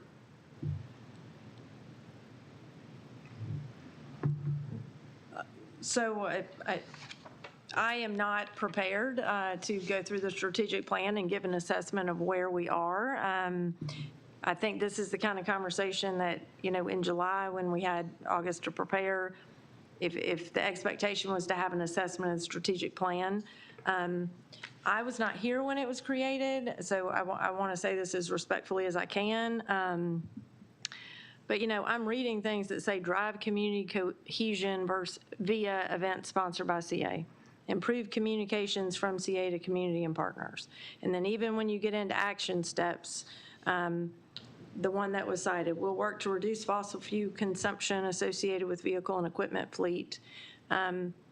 So I can speak to many of those things. We have made progress. I think the board's role is to say, are the outcomes in the community based on, again, what I'm assuming, right? As elected representatives, you're talking in your villages, you're talking to community stakeholders, you're talking to organizations, you're talking to advisory committees, you're talking to, different experts, and you have a sense of what we really want to concentrate on is equity, or is it we want more programs, or we want fewer programs. So I am, again, as staff at this juncture, all we are looking for is if what comes out of tonight, and it can be determined tonight, and then, the vote can happen at the next one, use the strategic plan, fantastic.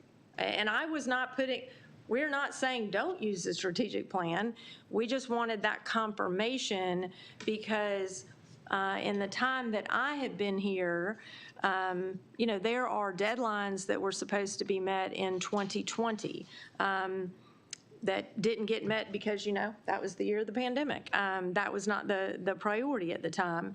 One that has stood out to me as we have looked at, allocating resources, when we talk about doing a survey on a consistent basis and doing a brand check-in, would I have put that forward in last year's budget as an important item? I mean, in my role, no. I don't think that's where we should have been, concentrating time. So that's the kind of feedback that we're looking for, because I think that we can take the strategic plan, but I would argue, increase CA's awareness and value perception by 15%. As you said, metrics weren't built in at the beginning, so we don't have an automatic measure. It will take quite some effort to decide what kind of information we want to put forward. I can tell you that every budget, because we did it last year, and every budget I've reviewed before that, has the beginning section that does assess, what aligns with the strategic plan. That's in every big, budget document. So we could certainly pull that together and compile that. That would not take a significant staff effort. But I think I want to make sure, because there's been, some individual comments, that everyone's in agreement on the strategic plan and everybody's in agreement that we don't want to cut anything or we don't want to add anything. So, we're not taking a blood oath, but I am looking for, is that generally where everybody is comfortable? Then that is where we're going to spend our staff time and resources. But if what came out of tonight was, again, to make something up, wow, we want to become the racket sport capital of the United States of America, I mean, that would shift how we allocate and draft a budget. So that's really what we're looking for, just kind of for context. To me, that would be irresponsible, because that would take us outside of our strategic planning process to create some whole different strategic plan. I think we need to be guided by what we've got. So I think it was hypothetical. Yeah, I hear you. But I think we could prioritize everything in the strategic plan and rank it all from 1 to N.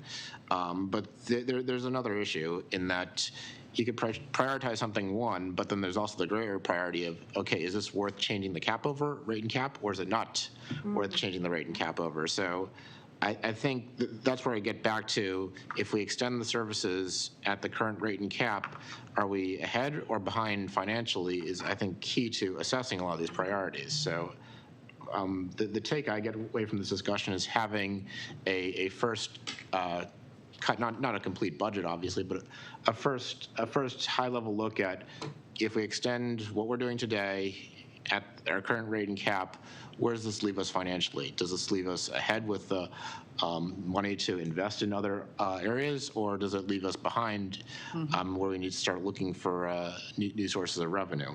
So I think that's the first thing that the board needs to provide further guidance on the priorities. The second thing is we've talked about the survey a lot, and yes, 300 responses is what, less than 1% of the households. That's certainly not, you're not going to get any statistical significance out of less than 1%. But the number N, the number 300 is important. And I think it does tell us something that we have a survey about the budget to the community, and we got less than 1% feedback. So I think that tells us something that we should take into account. My experience with surveys is the people who answer them are the people who got a gripe. And I think one of the things that looks good in this survey is it's pretty positive. And, 5 minutes left. you know, I'm used to hearing only from squeaky wheels. And if 300 people say that they don't have serious issues, I think we're doing a pretty good job. All right. So again, with my comment, I didn't say what it says, but I think the number 300 does say something. Yeah, it's not nothing. It's not nothing. It says something. But like you said, it's a real number, and some very important people, Anyway, a number of people. Anyway, Bill and Alan will wrap up. Just really quick, in the last month, I've worked to talk to as many people as I could in Columbia about what's going on with the Columbia Association, and had a number of good conversations with people. And the feedback that I got was mostly about advocating for positions, which is not really a lot of what CA does right now. And it was positions on affordable housing, the upcoming school changes, like county level crumbling legislation. infrastructure, problems with housing falling apart, all issues that people experience in their daily lives. That we should take a position? That we should be, if we can't actually affect that change, we should be looking at taking a position and advocating for or providing some sort of service to say, hey, well, if you have a problem with this in this neighborhood, there's another neighborhood on the other side of town that has a similar problem.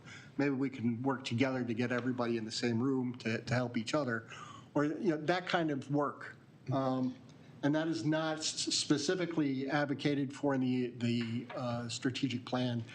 It works tangentially on a couple of these statements. So would they be looking for us to testify at, say, county council meetings as either state delegation, as either CA or the Columbia Council? Yeah, hold hearings to get feedback from people so they can actually emote on that, and then from that move and let the people know this is what the people of Columbia stand for. I heard a lot of that kind of stuff. And I struggle to find a way to put that into a financial instrument that we're talking about tonight as far as strategic plan for budgeting. But that's what I have heard in the last couple of weeks. I just wanted to share that with you. Anyway, we're about out of time, so I'll just give 30 seconds. Start with Alan, 30 seconds. Yeah, well, I don't know if we can accomplish what I want to accomplish in 30 seconds, but Dick made a statement from last year's scenario process that I was not involved in, that I think your quote, Dick, was things generally pay for themselves or something like that. And I guess strategically, and I've said this before, I would like us to be really clear what we think ought to pay for itself and what shouldn't. So for example, for me, and I'm just speaking as an individual now, I think there are parts of sports and fitness that ought to pay for itself, that the fees we charge ought to pay for whatever it is. There's parts of it, outdoor pools, for example, that I think assessment dollars ought to subsidize to a certain extent.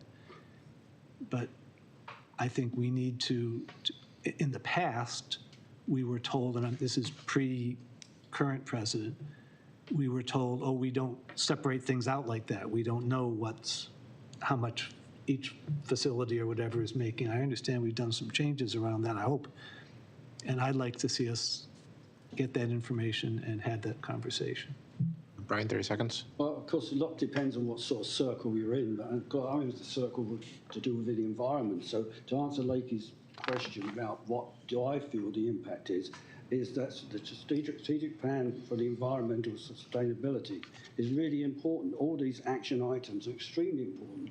And because the number one thing that comes up all the time in surveys and things, or what people just tell you, and especially through the pandemic, was open space is really important. And so we've got an open space plan, which is 2017. I think that should be worked on. When we should have it be part of the strategy, because that's where we're going to probably save the most money.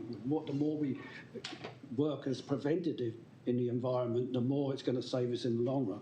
And Sharon Boyce clearly talked about that when she talked about going into the neighbourhoods, making sure people really understand. And we've got so many new different ideas for open space now than we did, say, 5 years ago. So I think that this is a really top priority from all the people I hear. Number one. Dan had his hand up. Bill hit on a good point, advocacy. And it is in our strategic plan. It's the last item, but it's there. And the nice thing about it is it doesn't cost much. Well, it's a real number, though. It is, but it's probably cheaper than building a new sports center. Dan, did you have a quick comment? Just wanted to point out to Alan's comment that the board did provide staff direction last year that on the fixed or changeable income line, that departments need to cover themselves, i.e. I have to cover the pools, other things have to. So as a department level, we have to cover, and that was a decision the board made during the conversation. Cover through fees or cover? At the bottom line, for the changeable income, that changeable I expenses. don't understand that term, changeable income. You weren't here, you'll see it in the budget. You'll see it in the next Was that a scenario? Wasn't that one? It's Wasn't? the way we presented the information. Okay. But is changeable income fees or is changeable income assessment? No. It's a separate. So there, it's so that without seeing it, but I'm just relaying. The board has already provided direction on that. Yeah, the initial budget will come in with changeable cost and expense, changeable income and expenses, and fixed changeable expenses. So fixed are the ones that are basically you're locked into, as far as I understand it, and changeable things can be sort of altered. Time's up. So Appreciate you trying to be helpful, Dan, but I end up more confused than I started. I think you'll changeable things later. I'm just trying to provide information that the board has already provided. Yeah, this is something that you'll see going forward. So that concludes the session. Can I have just one quick question? We need to move. Quick, just on the process. We've given information, we've been talking, and it was, am I presuming that information is being, Lakey, are you taking note on this? Yeah. And going to be action? Is that the idea? This will feed into the meeting at the end of the month. Okay. So that concludes. So what decisions will you be making at the end of the month? Yeah. So basically, I think the two things that we actually do need to make it, not so much to make a decision on, but the two pieces of information that we need as a board is to understand that initial yardstick where we are. So if we carry through FY23 with the current rate and cap, with the current level of services, where does that leave us from a bottom line perspective? So I think that's the main thing we need in order to build a priority list based on that. Okay. Our next item on the agenda is... Wait, that is not accurate, what you just said. That's not accurate? In terms of what we're hoping for at the next meeting from a staff perspective. So Susan, do you want to touch on what we were expecting? So that would be actually building out a draft. So what I'm hoping for is and it could be as simple as what Bill proposed. If you think everything should stay the same and that's your strategy for next year, then just say that, and that's what we'll use going forward. But and then you'll have the opportunity to decide whether those I think the idea is to use that as a starting point and then go from there and modify from there. So if we can keep everything the same as a starting point, look at where we are, and then see how we can adjust things going forward based on where we are. Because if we take that as a starting point, we find out we're millions of dollars behind, then we're certainly going to have to make some adjustments and make some hard decisions. If we're millions of dollars ahead, now we can start looking at the priority list and adding new priorities. So I think a lot depends on... Or reducing the rate. reducing the rate. And there's a lot of things depend on where we are. And given the current financial climate, it's, even for those of us that have been on this board many, many years and gone through many, many budget cycles, I'm sure where we are is not clear to a lot of board members. Lakey? So we are describing what was the board approved as the process and schedule on July 28th. So it is literally not feasible for us to have an extension of this budget, a draft, so to speak, inside a week. I mean, that is not possible. We're not asking for that. We're not asking for that. So what I want to clarify is that we have something on the next agenda, and the purpose of the vote, just to be clear, is to say we really want to have environmental be important, or to say extend the FY23 budget and we'll go from there. But the way the schedule is built out, there is not ample time in order for the team to be able to turn it around to have a lot of different iterations once we're into October, November, and December. So the purpose of the 2 discussions in September is to say, we really want you to consider these things. So your description of extend FY23, to Susan's point, we can absolutely do that. We just need that as, that's what we want to see when we get the draft budget in October. And no one is under a misunderstanding that someone didn't take notes or didn't consider their opinion. That's the purpose of the vote. What does the board as a body want staff to consider? So I believe that the board wants to at least get that initial yardstick of, if we extend everything, where are we? And to help the board guide how to prioritize things, whether they fall above the line or below the line. So again, we can rack and stack things all day long, but whether something falls above the line or below the line really depends on how much money do we have to play with at the end of the day. And without that information, I think it's really hard for this board to provide that prioritization guidance that you're asking for without knowing how much money we've got to play with for next year. We're not asking for that at the next meeting. What we're asking, what we're going to vote on at the next meeting is this the procedure we're going to follow? Okay. Is this the strategy we're going to follow? And I think we've discussed this thing pretty thoroughly, and I think we have a general idea where we want to go, and at the next meeting, we will formalize that. Yes. Okay, thanks. So now moving on to item B, the annual MBE update and report. So in case this makes it easier, we printed copies of the report, so thank you. You just take them and pass them around. It'd be great. Okay. Thank you. Well, you got 10. I hadn't. You could pass them. Oh, you're going down. Is there any way to put that on the screen, Susan? Oh. It's the same that's in the packet, Jen. I'm sorry, I didn't set that up. Oh, okay. It was just the report that's in the packet. Okay, thank you. So just a reminder, and then for those of you who were not on the board last year or new altogether, so the Columbia Association Board established the Minority Business Enterprise Program and set the initial criteria back in 2012. So that program was a 10-year plan. It was it was set to terminate in 2022.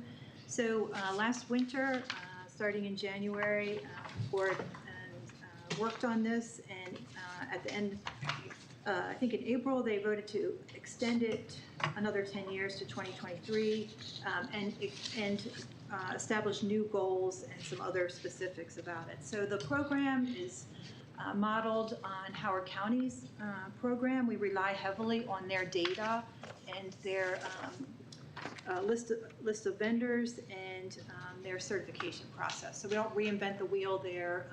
We're relying heavily on the county.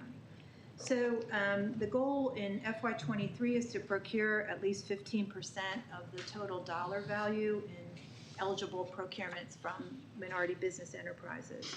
So also, as part of the program that was approved last year, there was a series of success metrics that were to be reported to the board. So, so starting May 1, we've been tracking those metrics. That's what we'll be sharing today. And so this reflects the first quarter's results under with the new goals. So through the end of July, we've procured a little over $736,000 of goods and services. That's 11.6% of eligible purchases, so nearly 12%. For FY22, just as context, as some of you had asked previously, the first quarter results from FY22 was 7.2%. So this is a nice increase, and it's a slight uptick for year end. So at the end of the year, we were just over 11%. The table, we show, and I'm not going to repeat, you have some nice graphics there that I think are pretty clear that indicate by MBE type of enterprise what the spend is in dollars and a percentage. And there's a visual. I did want to point out on page 3, we show the percent of spend compared to the goal. So we have some work to do there. Obviously, we're not meeting all of the sub-goals and even the overall goal, but it's the first quarter. Susan, about yes. that table, what do you do when there's multiple MBE type? For example, the organization I work for is owned by a Black woman. So it's, which category would that business fall under? So the women-owned in our program and Howard County's is non-minority. So that then it's driven by them. Thank you. Yes. So we, and some folks advocate counting it twice, but we have not done that, and the county does not. Thank you. Contracts so far this fiscal year, we have 11 MBE contracts, and this is specific language that we were requested to report. And we show the non-MBE contracts 99. So this is an up and down number. We had been working for a long time with an HR consulting firm that was minority owned, and they recently either merged with or sold to a larger non-HR consulting firm that is not minority owned. So this happens. It's up and down, and we'll continue to work on that. We have added 14 new MBE vendors to the roster, and so there's a total of 50 MBE firms with which we're doing business now. So the difference between that 50 and the 11 contracts is that not everybody is a contract. Some people are just, some vendors are just paid off of a purchase order. It depends on the level of the procurement, the type of the procurement, and the bids and services. We were also asked to report on bid participation. So in FY23, so far we've issued 40 requests for proposals or invitations for bids. And with those requests, we've sent those documents, the RFPs or the IFBs, to 312 certified minority business enterprises. So the next question we thought, and I didn't get that in here in time, but of those 312, 13 submitted bids or proposals. And then we also, so those are the what we would consider, these are the required success metrics that the board established in the program last year. So we wanted to give you a little recap of some of the external and outreach events that the team has participated in. So you'll see that in here. There was a local Meet the Primes event in June at which we were an exhibitor. Howard County had its second annual Black Business Celebration on a Saturday in August, and the Director of Purchasing was there in attendance as an exhibitor. And then we're scheduled to participate in the statewide Meet the Primes event. That's, as described here, it's one of the largest minority business enterprise events in the country. And then we've also, the team's been working directly and one-on-one with MBE contractors and subcontractors. We have made some success, and this is new for us. We have not been as aggressive in subcontracting, and we have negotiated MBE subcontract relationships that we will see be very helpful in meeting the goal this year. And that's just getting started. And then it's important, a lot of this emphasis is on the purchasing team, and that's a 4-person team, including a contracts administrator who's really kind of an in-house staff person and an administrative assistant. So it's a small team, and it's not just their responsibility. This is a CA organizational goal, and as Lakey's made that very important, she's and very clear. That's reinforced at senior leadership team meetings and at the managers' meetings that she attends. And it's also an ongoing training and communication opportunity. So just that's the status of the program at this time. Thank you. Any questions? I do. Alan? A couple of things. I think you either answered or started to answer my second question, which was, what have we done to make ourselves attractive to those folks? Wanted to give you an opportunity if you wanted to. You talked about some of the events we've been part of. Anything else you'd want to say about what we've done to make ourselves more attractive? Well, one thing that we do is that we are proactive. So we get the list of MBE certified vendors from the state and the county, and we send our documents out to them. They don't have to sign up with us. They don't have to go on our website. We initiate that. So, and that's some work. So I think that's one thing that I would remark. Great. Dick? My first question. One of our sort of tagline where I work is, does your difference make a difference? And so I'm wondering, have you noticed, you and your team noticed any differences in how you all have interfaced, procured? Has this population that we haven't done as much business in the past with, what have you noticed in terms of any differences? Or is it just they fulfill the requirements, we sign a contract? So by differences, do you mean in the goods These are or minority, services that these are MBE folks that we have not, whatever it might be. It could be anything from, I assume that the technical stuff stays the same, but in terms of the interpersonal stuff, how we make relationships. I'm not close enough to it to ascertain that. Okay, thank you. Hi, Dick? I appreciate this report. I like your format, and these are very ambitious goals, and it looks like we're getting there, and looking forward to see what we see in the future. Just one suggestion. On your charts, you might want to title them with the year or the period being covered. I mean, you can kind of figure that out from the text, but if you just put down year to date or previous year, whatever. But anyway, yeah, thank you very much. This is very gratifying seeing that this program's moving along. Sherry? Yeah, I'd also really like to congratulate you and the team for taking such a decisive step in moving forward on this. I think there have been so many people involved. You've presented it very clearly. This really gives us a roadmap for the future. And I think that lends a lot of credence. It lends a lot of seriousness to this as a value system for CA. So thank you very much. Thank you. Any further questions? Yeah, I'd like to, Just one. Jenny. Yeah, this is fantastic. Thank you. Just one question. Would it be possible to learn more about what types of positions or employment the contracts are going for? So what are the goods and services that we're getting? Yeah, I think we reported that at the, when we were working on the policy. So I mean, not tonight. I mean, just, so you know, next, like the an next update, would that be? And maybe another column that's, well, I guess it'd be a lot more information than one column.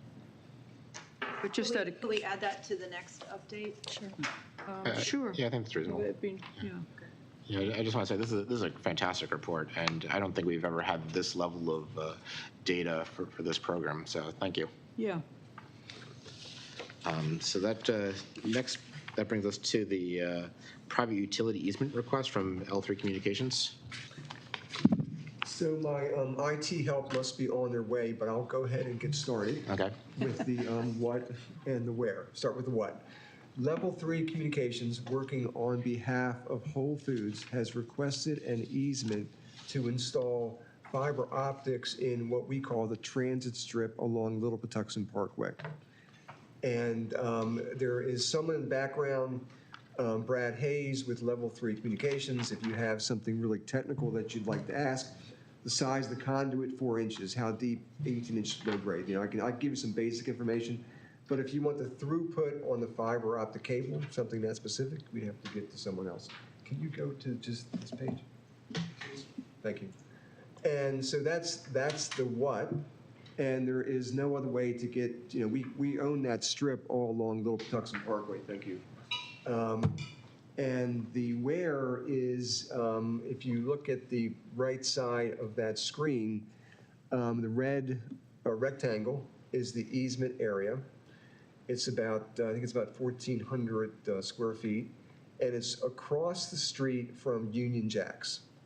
And that at the lower end by Lake Kit, which is just below where it says Janet Evans, that's Lake Kirikundi. And Janet has to move so you can see where it actually says Lake Kit. And the MOB, the medical office building, is that lower gray square next to the blue lake. You know, and we'll write the easement so it is specifically limited to the request that's made today. So it won't allow natural gas or propane, or in the future, if you need a 20-inch line to slurry feed broadband, it would not allow that. There'll also be a reversionary clause in the easement agreement, which is something we just started doing, which would say that if in 50 years, because 50 years ago they were putting copper in, and now, of course, copper, no one's doing copper. So if 50 years from now fiber optics goes away, then the easement area reverts back to CA, and the easement goes away. So it's in perpetuity if it's fiber optics, which is probably unlikely, but more likely in 50 years from now it'll be something else, and it would revert back to CA. So it's not an unlimited easement. There's limits on it in terms of what's allowed in the easement area, which this is a relatively minor easement, although we like to say there is no minor open space. It's all very important. And we're stewards of that open space. So if there are any questions? Dick? This is underneath the sidewalk? So it would be underneath it goes underneath the sidewalk in that grass multi-use area. Okay. Is there going to be any serious disruption during construction? No serious disruption. Takes a day or two just to put a tunnel. Flow mold. Alan? Well, so following up on Dick's, when they're done, if I took a picture today of that area and took a picture when they're done, should the pictures be different? I hope the grass is greener. You know, it'll be fresh seed and some new topsoil and some fertilizer. We're not going to see a structure of any kind? No, you're not going to see something pop up. Post or anything like that? No. Are we expecting, do we think they're expecting to make money off of this? I don't know. You know, there is a fee associated. Purpose of this? Or so I assume that Whole Foods needs better broadband. And so they're paying somebody to bring better broadband into their building. So that contractor, the guy who installs it is making money. The service provider is making money. Whole Foods is making money. And it is Whole Foods is providing a service to residents. Now there is and goods. Pardon me? And goods for money. And goods for money, right? So, and there is a fee associated with the easement request that is still being calculated. There is a fee. Okay, yes. That's where I was headed. So we will be charging them for this. Absolutely. Okay. How much is that fee, or? It's still being calculated. I don't have the exact number, but based on what I know today, it's going to be in excess of $10,000. Thank you. And do you know how long the construction will last for?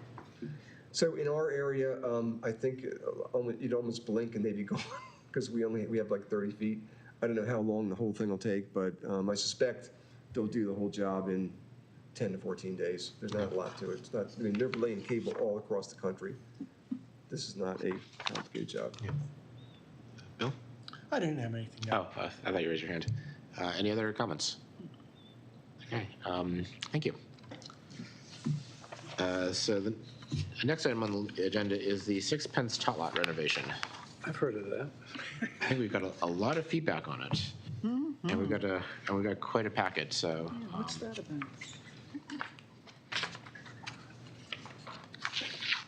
so I'm not sure if how to begin this conversation. Dennis, did you have anything you want to present on the Sixpence Tot Lot? I don't have a presentation. Not a presentation, but a discussion. We had approved in the budget, and the budget dollars included the.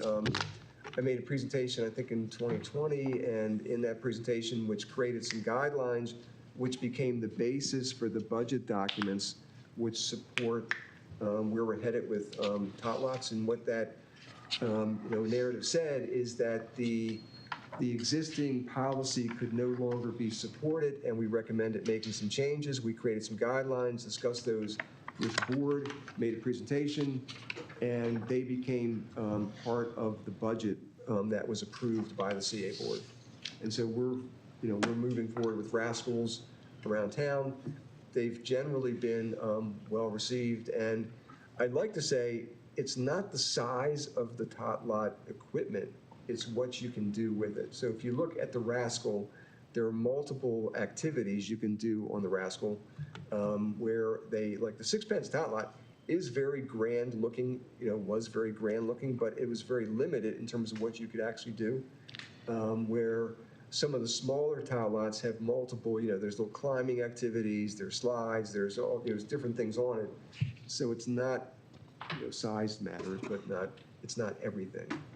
So my main concern from this is that we do have a current policy for tot lots, which is different from what was presented. So what was presented last summer, from my understanding, was never voted on. So it is not board policy.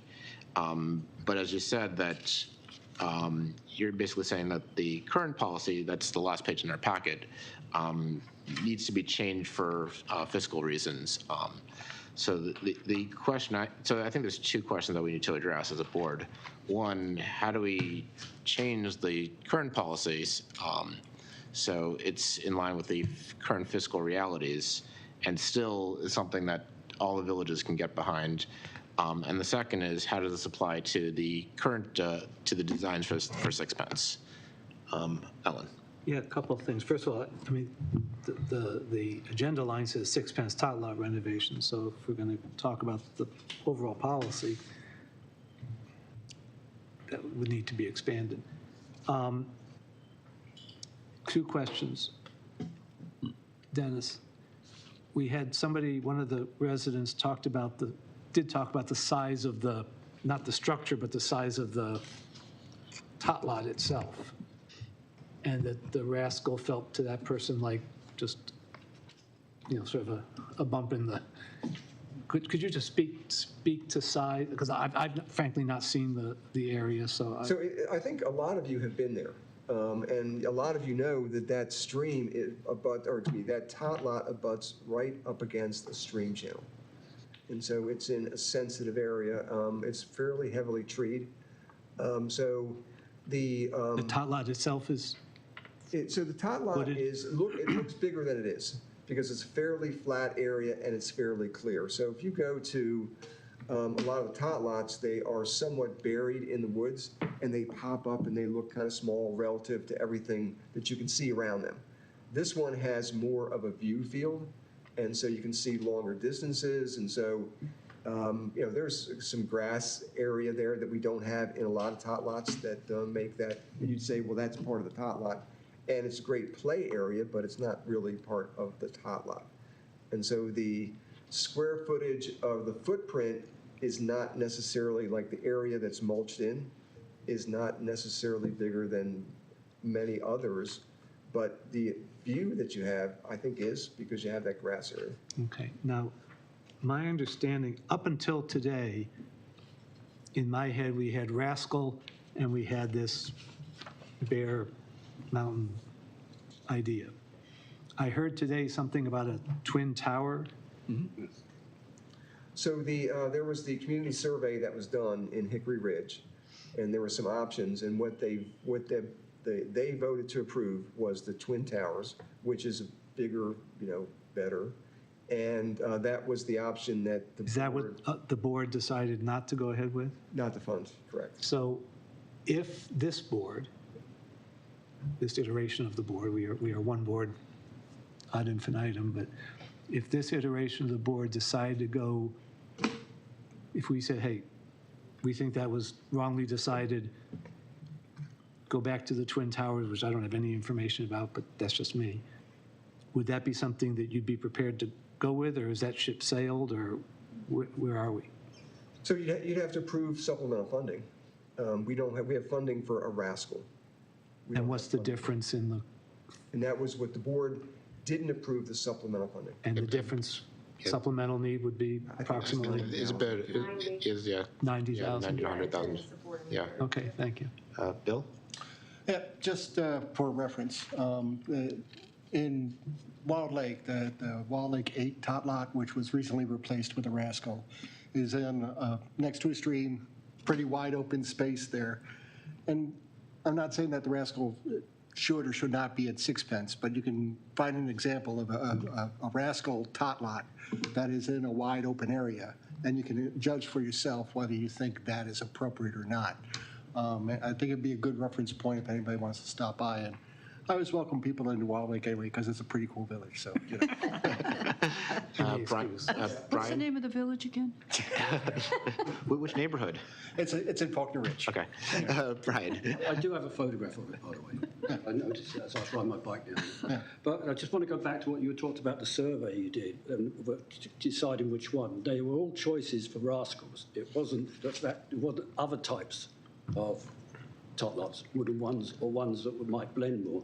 So one of the things you mentioned was that these ones are game time, and I think that's one of the questions came up was, well, there's a bidding process you go through. So what other companies that made metal tot lots were the bids from was one question, and also did you get any bids or any assessment on any of the ones like the Bear one? I can't, so that bid process, well, I can't speak to that right now. I can take that question back, but I can't. Okay. So one of the things I did, I had a lot of questions on this because any time you get something that's 175,000 and something else that's 50,000, you've got to be getting something different. I did talk to Tyler, and one of the things he said, and he gave, I wanted to know about maintenance, how long they would last, and one of the things he came back with and said, look, he's been in this business for so many years, and there's metal ones and there's wooden ones, and it really is a cosmetic thing. It's what people like. And he says that just like any things, if you really maintain something, then they're going to last, he said, 15 to 25 years. If you don't do anything to it, it's going to be 10 years and that's it. But they have a 10-year warranty. So I think what James has presented is an alternative. And the alternative actually fits, the alternative is less than the Rascal.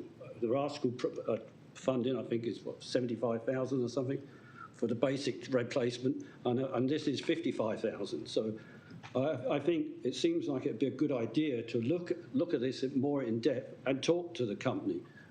I mean, even if this is the only one that's ever built, it's already replacing the only one that's ever been built. It's an odd place there. People are just about. I think the only people I've heard was there's 2 or 3 people now, including the people tonight, that didn't like the idea of the wooden one. But I think it wouldn't be a bad idea if it met your sort of criteria in the bidding process for these wooden tot lots to give it a try it out at this place as an experiment. They would at least be able to go ahead and get something done and in budget. And if it doesn't work out, we've learned something, So I don't think we're going to lose a whole lot of money compared with 175,000, and it might stop us having to go through this whole process of getting extra funding to go back to get the game time one. Dick? Yes, I think this is a pretty important project. It's been out of business for 3 years. It's got a lot of community attention. We've gotten almost as many calls and letters about this as we do the swimming pools. And the previous structure, actually, I think we're on revision 2 at this point, but it's pretty remarkable, like iconic, if you will, landmark playground. And I hate keeping calling it a tot lot because it's really a playground. And so I do think this is kind of a unicorn that maybe needs some additional attention. I think there are a couple of things here we have to concern ourselves with. And one is to get the community to give us an act. I mean, we're hearing from different members of the community with different interests. I think really the village board or the village board really needs to let us know what it is they want. The second thing is I'd really like it if Dennis took a look at this lot. I mean, we're all familiar with the Rascal product. This is an interesting one. I think it's more in keeping with what was there in the past. I kind of like it, but I'd like to get an expert opinion. Take a look at it, see if there are fatal flaws in it that we don't know about. But from an independent point of view, we've got a lot of. I mean, you're somewhat above the fray on this, so I'd like to get your point of view on it.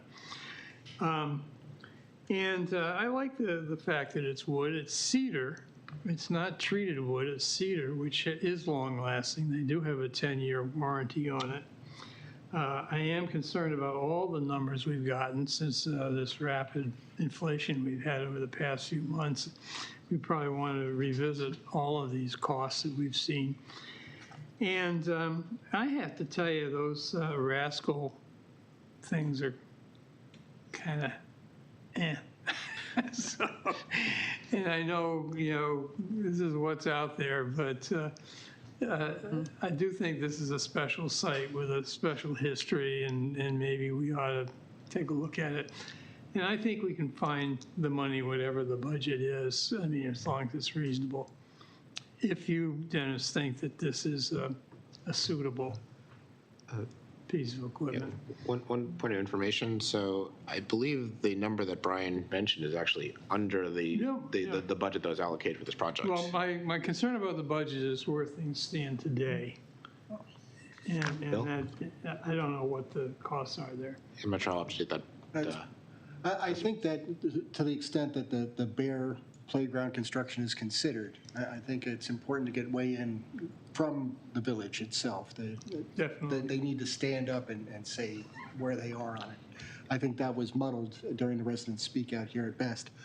But due diligence has to be done on any vendor that would be coming in. And we should probably get some references to other people that have Bear playgrounds, take a look at the durability of this cedar versus other materials, the installation, spare parts that would have to be stocked, which we wouldn't have for other top lots, but for this one, and to the extent that they could be interchangeable.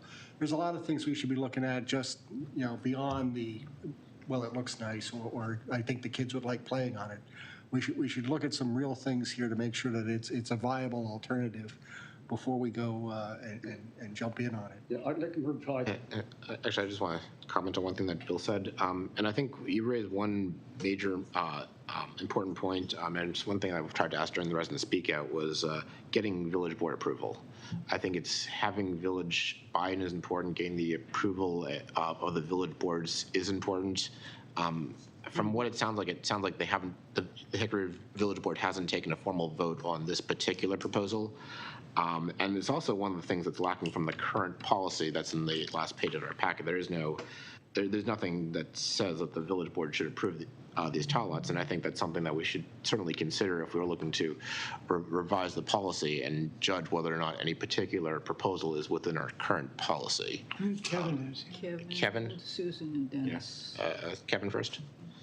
No, I agree with the comment about, I think the village board, I'd recommend that they vote on it and write a letter to this board to say at least what their opinion, so it's on record at least. Susan? So I just, some of the things that you asked, Bill, just prompted.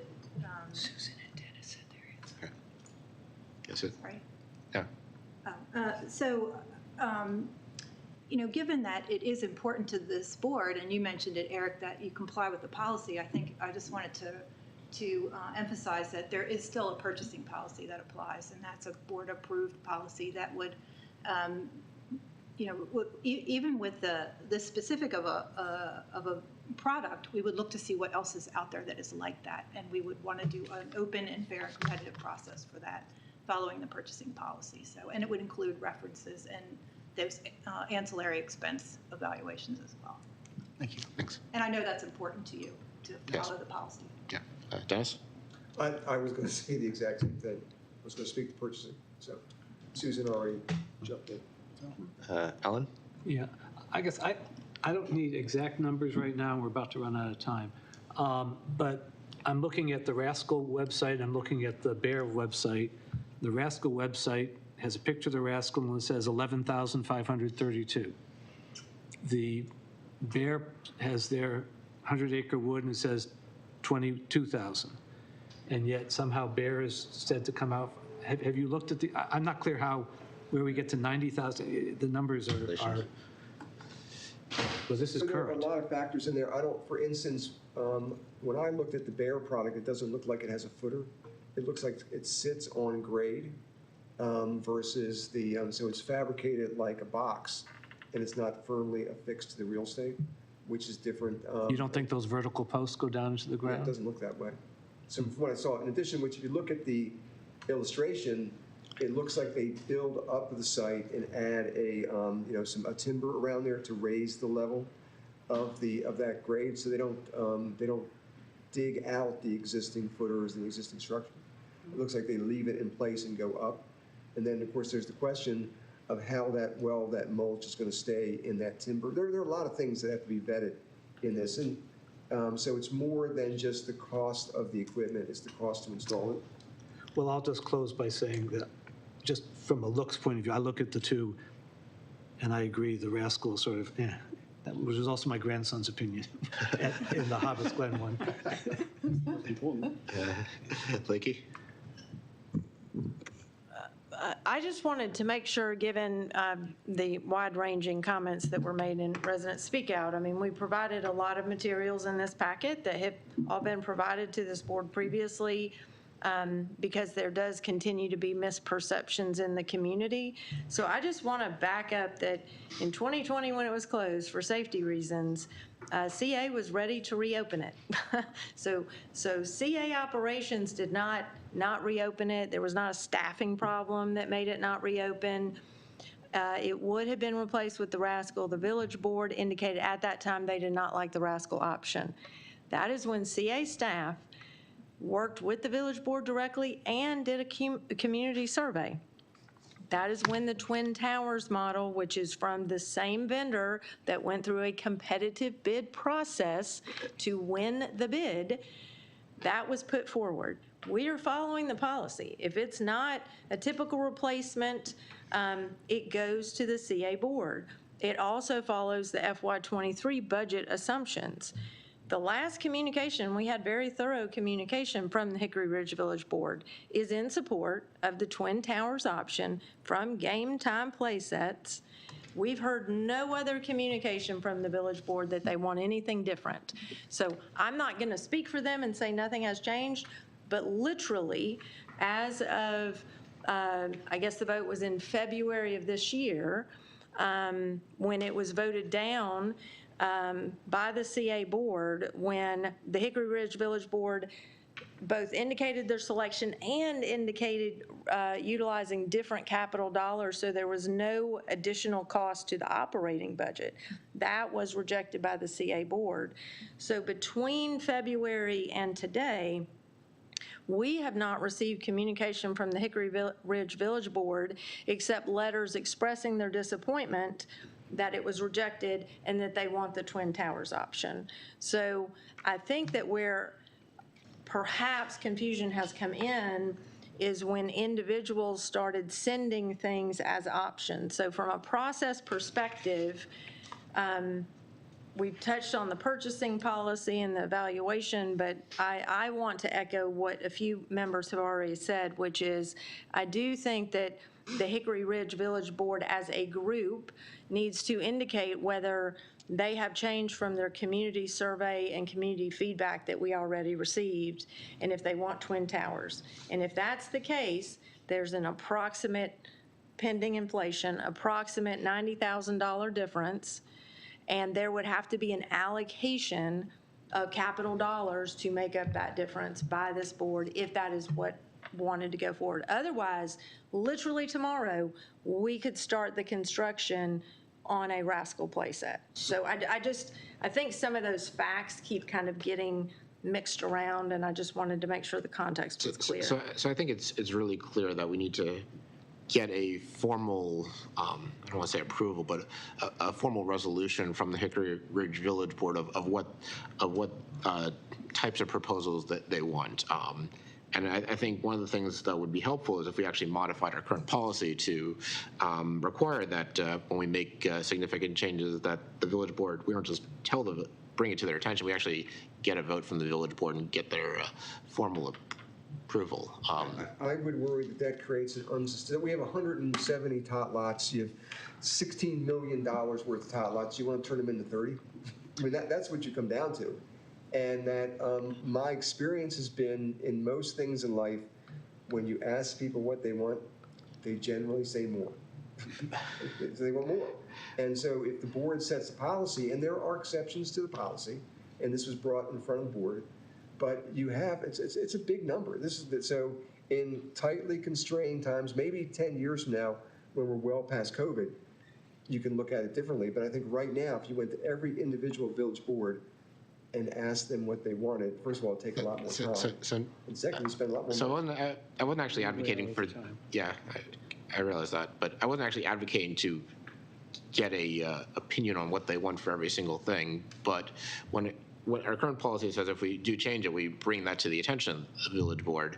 And I think it's important to, at least when we bring it to their attention, get their formal okay for it. Have the village vote on okaying it. Sherry? Yeah, I have visited the site several times, once in the winter and once in the summer. And some of my concerns about the wood structure has to do with where it's situated up against the stream. Of the tot lots that I've seen, very few actually that are so close to a stream bed. So I don't know if that factors into the issue of moisture and affecting the wood. There's a lot of moisture because of the overhang of the trees in the summer. Lots of mosquitoes out there, I can tell you that from my experience. But I also wanted to ask about what the structure that's currently there is sitting on. I didn't know if that was on concrete. So would that have to be removed? It should be. Okay. And then the other question is, if there is an issue about the moisture from the stream affecting a wood structure, whether it's cedar or any other kind, would it be possible to reposition a structure along the sides where there's that big open, it looks like open space? I didn't know if all of that was CA land, but if it is, it looked like there was room on one side for one kind of structure and then room on the other side, for example, for swings or something of that kind. It would reconfigure the space, but would that even be possible to do, Dennis? So we looked at that, and what's interesting about that is there are a couple of large trees there, which, so if you could do that, if you decide to take out, because of the fall zones, if you took out a couple of large trees, you could reconfigure it and reconfigure the pathway. But, everything in life is always more complicated than you want it to be. And the fall zones around a tot lot play structure are more complicated than you want them to be. So you can shift things around, and there is that grass field, But you'd have to look at some large trees that might have to come out in terms of. Okay, I guess the other thing I was concerned about, it looked like it was on a slope, and I didn't know if that's taking water down and then into the stream bed, which would also complicate things. So, all right, thank you.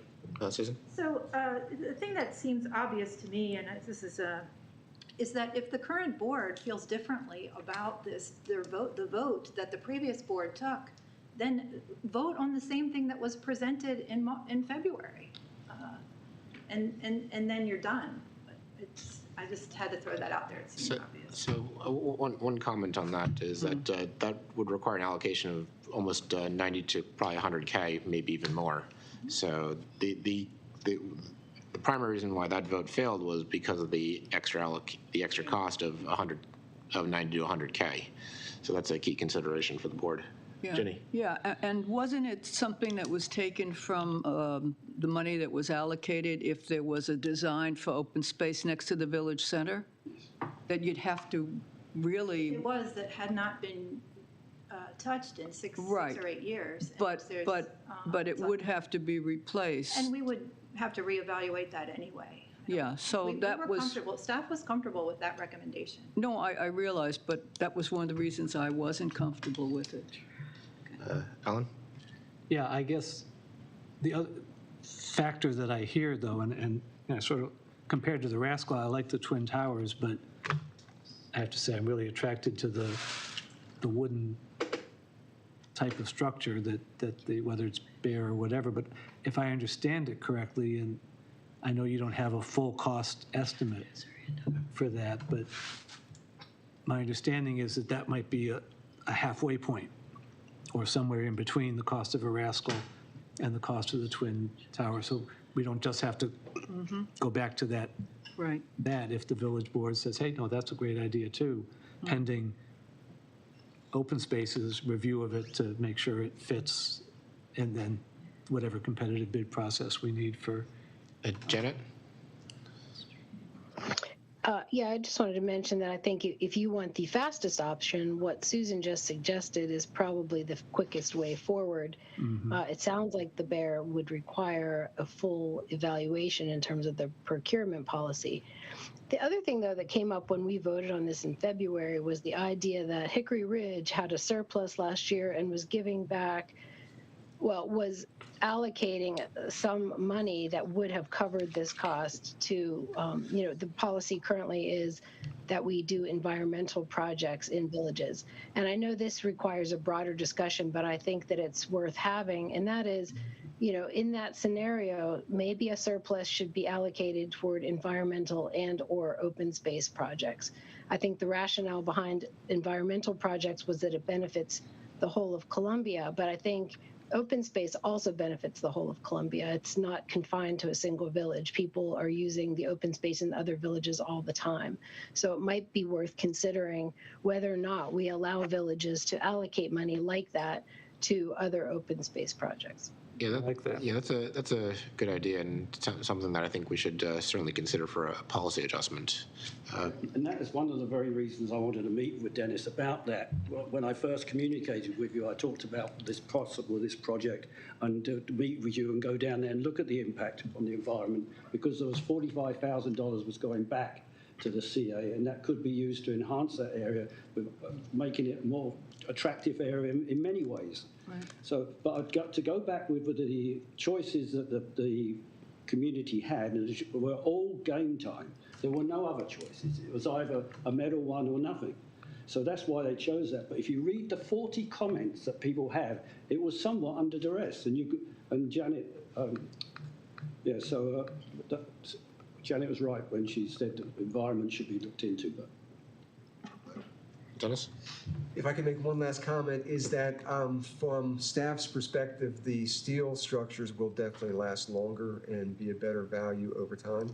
It's a philosophical decision in terms of how much money we'll spend, but there is no doubt that the steel game time structure will outlast the bare, whatever the stuff we fabricated, whatever wood it is.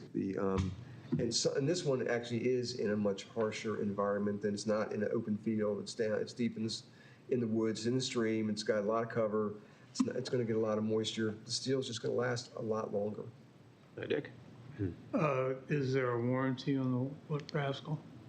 On the, pardon me? On the rascal, they offering a 10-year warranty? Yeah, I have to get back to, I can't remember what it was, but we have some steel structures that are out like Faulkner Ridge. If you go by that one, I think that one is 11 or 12 years old. It's not the same exact structure, but it is steel. What is interesting too about the steel structures is that you can actually recoat them. Bill? Just for clarity, that's the Faulkner Ridge plague set next to the pool there. Yeah. Yeah. Yeah. So, in Wild Lake. Well used. Yes, so we're about out of time for this. I think two things that we should be looking at from a board perspective is one, do we need to modify the current tot lot policy, such as being able to solicit board approval before making significant changes, because we already bring it to the attention of the board, but we don't actually require a board vote. And the second thing is, should we adjust our policy where excess funds can be used to not just go to environmental projects, but the village boards can direct it to things like tot lots and other open space projects, which would enable funds to go to tot lot projects. My last comment, and we've got all kinds of, there are a million different perspectives on what tot lot should look like, and we've got some people advocating for some people advocating for other structures. And I think one of the things we need to recognize is that Columbia is an incredibly diverse community, and we've got 100,000 people from lots of different backgrounds. We've got kids of all ages, and the one thing I note is that we can't have necessarily one size fits all. So what's good for a 1 or 2 year old, my 3, almost 4-year-old might look at it and say, oh, that's boring, I want to go on something more exciting. So I think having a diversity of tot lots instead of just having 170 rascals might be beneficial if we can come up with a plan and a system to accomplish that. So, Can I get clarity on what you intend to vote on? Because this was put on during the BOC, and there's an intention of a vote, so at our next meeting. So right now, I don't believe we can vote on the Bears tot lot as is, because A, as has been said, it needs to go through the purchasing process, and B, there hasn't been as far as I can tell, there hasn't been a village board vote to specifically support that. So I wouldn't necessarily want to go ahead on voting for a particular proposal without having that expressed approval from the village board.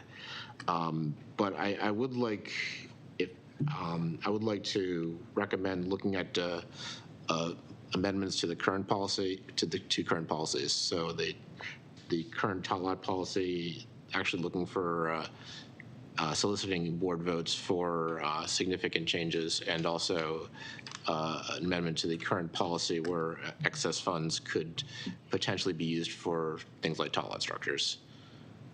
Dick? What we have now is 5 minutes next meeting for the renovation. We don't have to make a decision at that point. That could be a time when we get feedback from some of the questions that have been raised. Maybe Brian could come back to us with what his board wants to do. Dennis can come back with, after having a look at these other types of projects, just what his recommendation is.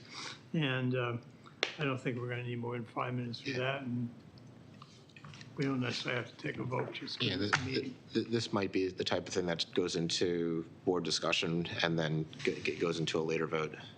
I just need to be clear what the expectation is for staff to prepare prior to the next meeting. That's why I asked the question. Okay, thanks. Okay. Next item on the list is the President CEO's evaluation process, and we've got 15 minutes allocated for that. So this was actually brought forth by the chair. I looked at last year's evaluation process, and there are a couple things I'd like to see changed in the CEO evaluation process. First, I believe we as a board need to have a couple of closed sessions surrounding the actual evaluation. So I would see the first meeting as sort of as basically a calibration meeting where the board meets in executive session and basically calibrates what what the evaluation is, what the ratings are, what the ratings mean, and also basically goes through the past year and basically allows the board to have recollections of what was accomplished the past year, what do we think needs to be improved, and allows that board discussion. So in prior years, basically each board member had a rating sheet. They filled it out, it got sent in, and all the ratings went through some algorithm, and a overall score came out. But what I'd like to see is an initial meeting by the board to A, calibrate, and B, just have a general discussion of what was accomplished, and because different board members will see things slightly differently. So one board member might say, oh, we forgot this event that happened, we should definitely consider that, and someone's like, oh yeah, that jogged my memory, and I can take that into account. The second meeting would basically be designed to tally the votes. And one difference here is I would want the votes to be tallied in complete confidentiality. So no one, including the board chair, would have any knowledge of anyone else's votes. So the way this would be done would be basically a secret envelope. Each board member could provide a paper copy, mix them up, count, make sure that we've got all the surveys, open them up, have two people count them, completely anonymous, and I think that that's important.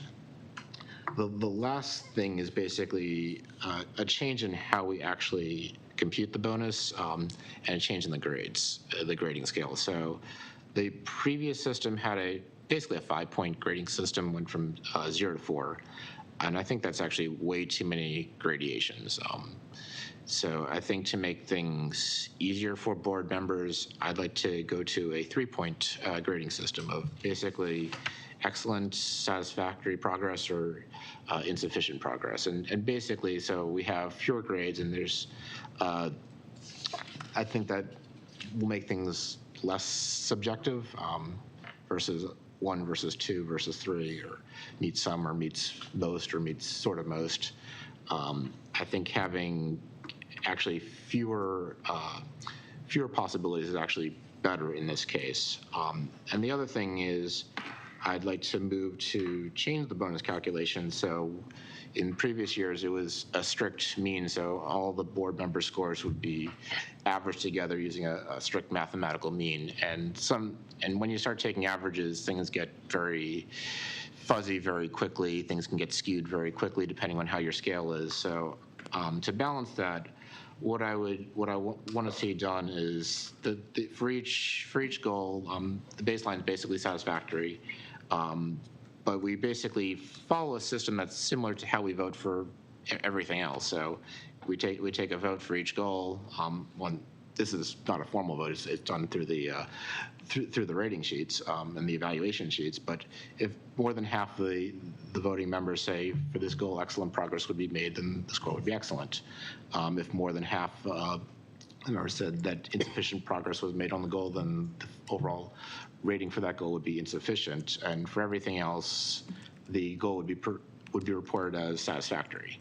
So there's 3 possibilities, and based on these 3 possibilities, that would lead to this matrix of how the bonus would be calculated. So if you get all satisfactories in this sample matrix, which I assume will be up for lots of discussion, it would be a 25% bonus, and that bonus would increase based on the number of goals that were rated excellent, and would decrease based on the number of goals that were rated insufficient. And the idea here is that to really move across one dimension or another dimension would require a majority of the board to agree on. So basically, the goal here is to really, instead of having lots of different evaluations stapled together, to have a process where we'll have a single unified board evaluation.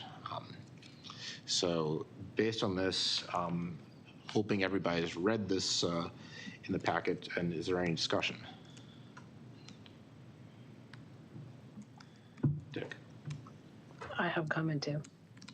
Janet has a hand up. I like it. And I think this would solve Janet's problems about outliers skewing the vote. Each one of these would be a the way you laid it out, outliers would not be able to affect the vote. And I think that would make Janet very happy. Janet? A few things. One, I think that we should build in a midterm review as a expected, and the exception would be for some reason if some year it's not required. But I think overall we should require that just to provide some progress in the middle of the year. Two, I think there should be a bullet for collecting both President and CEO self-evaluation as well as feedback from senior staff. I think it's critical to get Lakey's input and any subsequent CEO and president's input on how they think they're doing and what they think is meeting or exceeding their current goals. But then senior staff has a unique perspective in the everyday and working with president and CEO on a regular basis, and they have additional input to provide. And finally, on the bonus, I think it's so I come from corporate America where bonuses are rewarded based on meeting your goals. So I louder, personally, please, Janet. Sorry? A little louder, please. You're starting to fade. Yeah, sorry. Can you hear me better? Yes. Okay. So for instance, if I get all satisfactories, I get 100% of my goal. If I exceed my goals, I get 120% of my goal. So the idea that meeting your goal gets 25% of bonus to me is just awful. So I'd really like us to take a harder stance at that. I think meeting the goals, if the idea is that everyone is supposed to exceed their goals, I don't think that's a realistic take. I think the idea is you have your goals, you shoot to meet them, and then if you exceed them, great. But in meeting them, you should be eligible for 100% of your bonus. Alan? Okay, I guess I have a very different experience in the private sector, and I guess it boils down to whether the goals are structured as this is the job or these are the stretch goals. So I might agree that if one meets the stretch goals, one gets, and that's what the bonus, that's why it's called a bonus. The bonus is for going beyond the basics of the job, in my experience. And I guess I'm curious, what was the thinking, Eric, behind two or more? I think we have like 4 goals or 5 goals. Why not just extend the scale out to all the goals? So the idea here is that this is a policy draft, and so it needs to take into account whether or not some years we have 4 goals, some years there might be 6 goals, some years there might be 8 goals, some years there might be 2 goals. Hopefully there's 4 to 6, but the idea is that this could handle multiple numbers of goals. So that's where the idea of 0, 1, 2 or more. And the other part of this is that I believe that the goals should be structured in a way that by default is satisfactory, but it would take a certain above and beyond to reach excellent. And therefore, getting more than 2 is, 2 would be fantastic to get excellent on even 2, because the default's satisfactory, but to go above and beyond more than 2 is fantastic. So that's where I sort of said, okay, if you got 2 or more, that's sufficient for 100%. I mean, that's and similarly on the flip side, 2 or more insufficient would be a 0 bonus. So that's where the thinking was. The idea was to make it apply to as many different situations as possible. So if we extended this out to 4, 5, 6 goals, then it's going to apply differently if we have a year with 4 goals versus 6 goals. And I wouldn't want to. I want to see the process be consistent from year to year. Got it. Thank you. Bill? A couple of quick things. First of all, I agree with Janet's discussion on the bonus. There's a small little caveat here you have, and that these are not numbered paragraphs, but roughly the 3rd paragraph down under section 2, relating to the quorum of evaluating goals. I could see a possibility in which a board could, or a majority of the board could decide not to evaluate, thereby limiting the ability of a president to get an evaluation, to do that intentionally.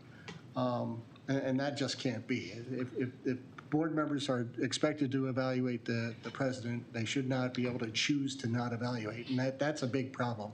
That's like a non-starter at that point right there. And then my last point is that you mentioned that this would be carried out in similar votes that we've done in every other fashion. This requires a confidential vote. And all votes we do we own our votes here. People know how we vote. And granted, this isn't a closed session. I don't agree with the idea of doing this confidentially. I think that we should own our votes. And I just want to be on record about that. Okay. I just do want to comment on, so yeah, I do agree that members should vote when possible. There are situations where a member might not vote or might choose not to vote for whatever reason.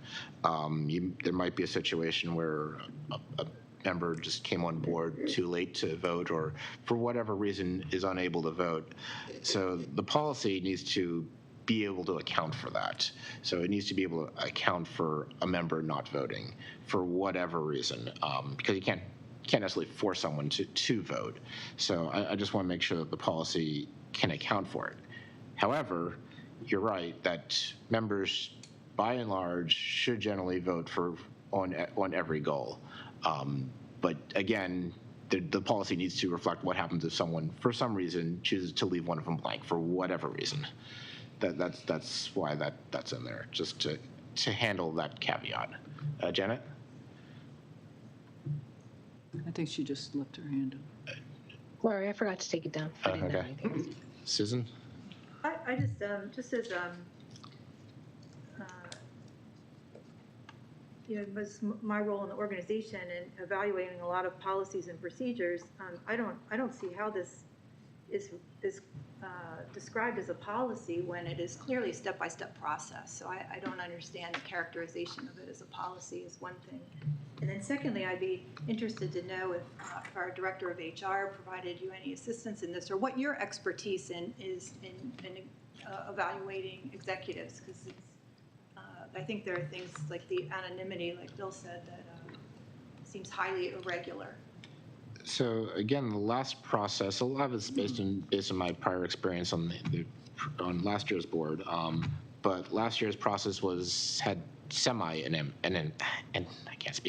confidentiality. So where most people didn't know other people's votes, but some people did. So at the very least, the information sharing should be uniform across the board. So either everyone knows or no one knows.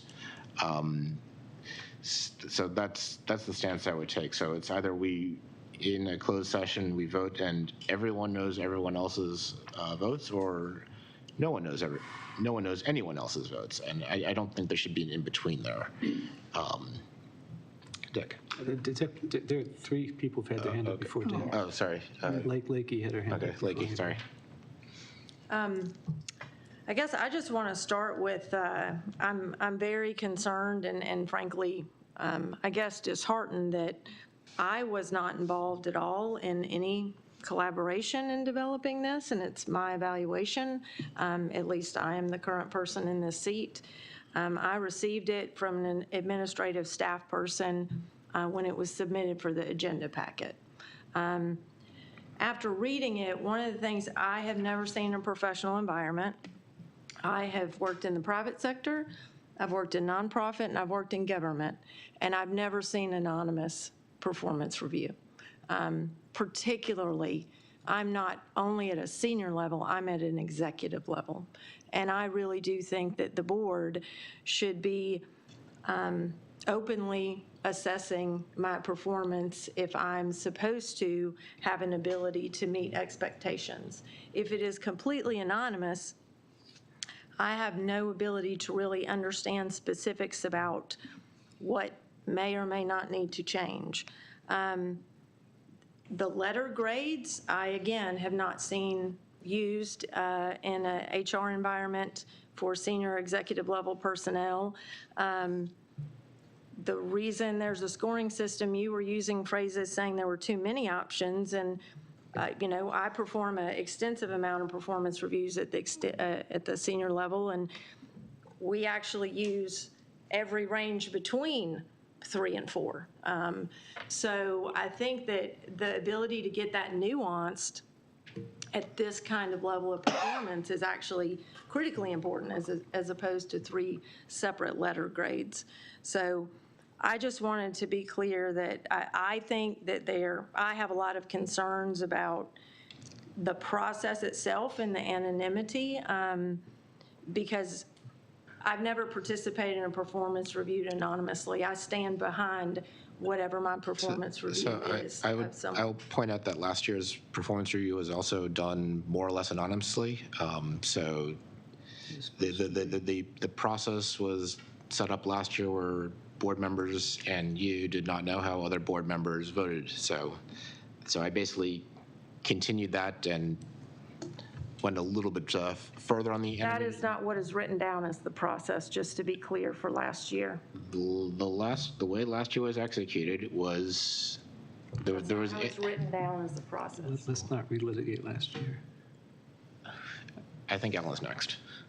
But in fact, every year that I've participated in a CA president's evaluation, it's always been anonymous except for the chair, who would add up the votes, and they would therefore know the votes. So that would be a change in our policy to make it open. I'm not saying I'm for it or against it, but it would be a change in our policy. Does CA have any other bonuses, a bonus structure for any other employee? Currently, no. I can't speak to if historically it occurred. We did for many years, but we don't currently. And were those bonuses in the past done based on satisfactory performance of the job, or going over and above the performance of the job, or how would you characterize that? It's been quite a while. I don't want to go back in time. So my sales director has a bonus, and she is bonused on achieving goal. Bonus? On achieving goal. I set the goal of how many memberships need to be sold. When she hits that number, she receives a bonus. And then, as Janet said, if she exceeds it, there are triggers for additional bonus for exceeding it. Okay, I can see that in a sales environment, but I appreciate that. Thank you. Jenny? Yeah, what I recall of the process, because there was frustration with the process the board was using 2 years ago with the previous president. So Renee was supposed to be involved with HR and was, and Andy decided he would get involved, the previous chair, with HR.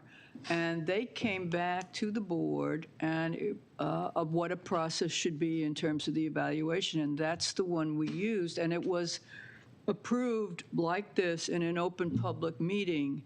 And I don't recall staff raising the question about whether it's confidential or not at all with that. And HR didn't come either and object or say anything about that. And it was at a public meeting, and they were involved. So now, but people are now complaining that they didn't like that process. So here's an alternative. Dick? Well, one thing I've heard a lot of from a lot of people on various sides of this is everybody seems to agree that the previous policy was flawed. Well, it was developed. It did not end in a result that anybody was happy with. On the question of confidentiality, traditionally, yes, it has been confidential. This last time around, it was purported to be confidential, and only one individual knew what the actual votes were, and arbitrarily released that information. And so now it was no longer confidential. So I don't care whether it's confidential or not, but the thing about your system is, at least if it's going to be confidential, it will be confidential because nobody will know the thing. And if we decide to make it open and not confidential, that's fine with me, but let's just make sure that whatever it is consistent.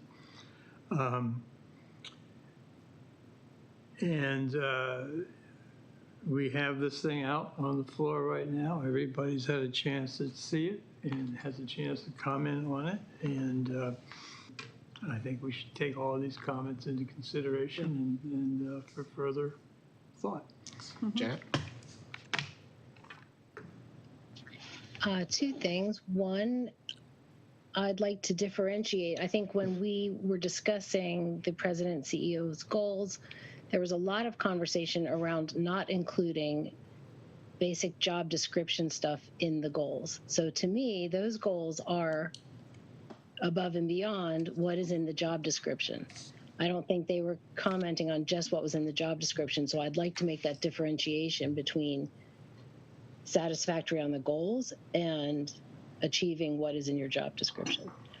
And two, I would also like to support the evaluations not being confidential. Okay.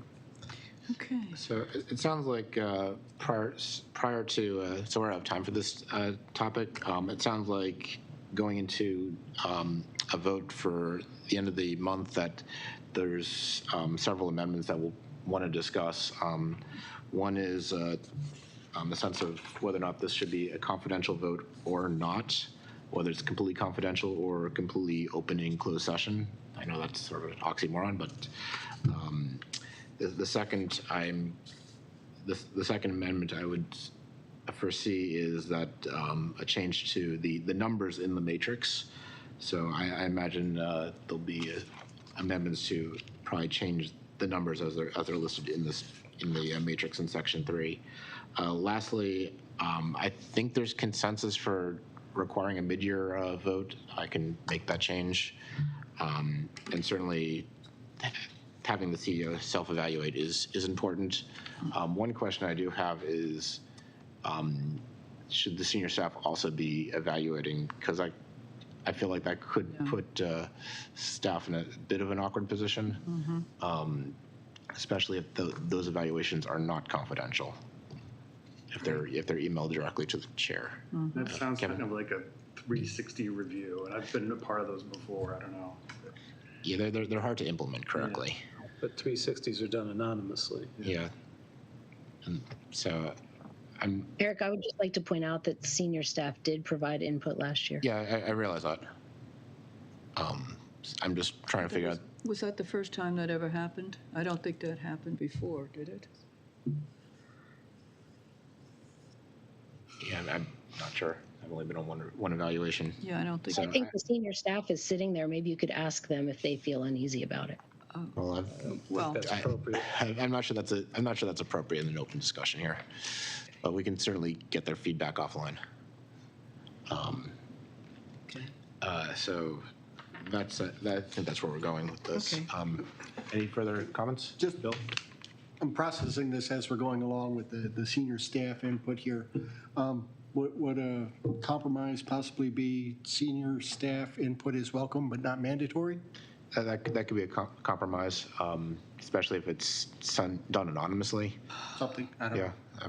It's something that we might want to talk offline. I can say I'm very comfortable providing feedback, and I actually shared my feedback with Lakey last year, Okay. so I have no We're concern out with of that. time on this. Okay, but again, you might not have concern, but someone else might. So that's so. And again, this has got to go year after year. Yeah. And we are out of time on this. The next thing on the agenda is the FY23 stakeholders events for 5 minutes. Jimmy. We only have 5 minutes. Could I make a suggestion and see if we can get a thumbs up, thumbs down, or forget about it? I think it's extremely important that this board now begin to get out there and meet again with different groups. I would like to have at least 3 or 4 groups, but to deal with some reality here, I like what the staff is proposing, and the costs are fairly reasonable. I though think it's important that we respect our village boards and that we have the first one in October with the chair of the village board, the vice chair of the board, and the village managers, those 3. I would love to have all the board members, but I think we need to reserve I don't know, some other place for that. So just those three that I think are crucial to coming with the board, and you get that interaction going, and key staff that the president would want to invite.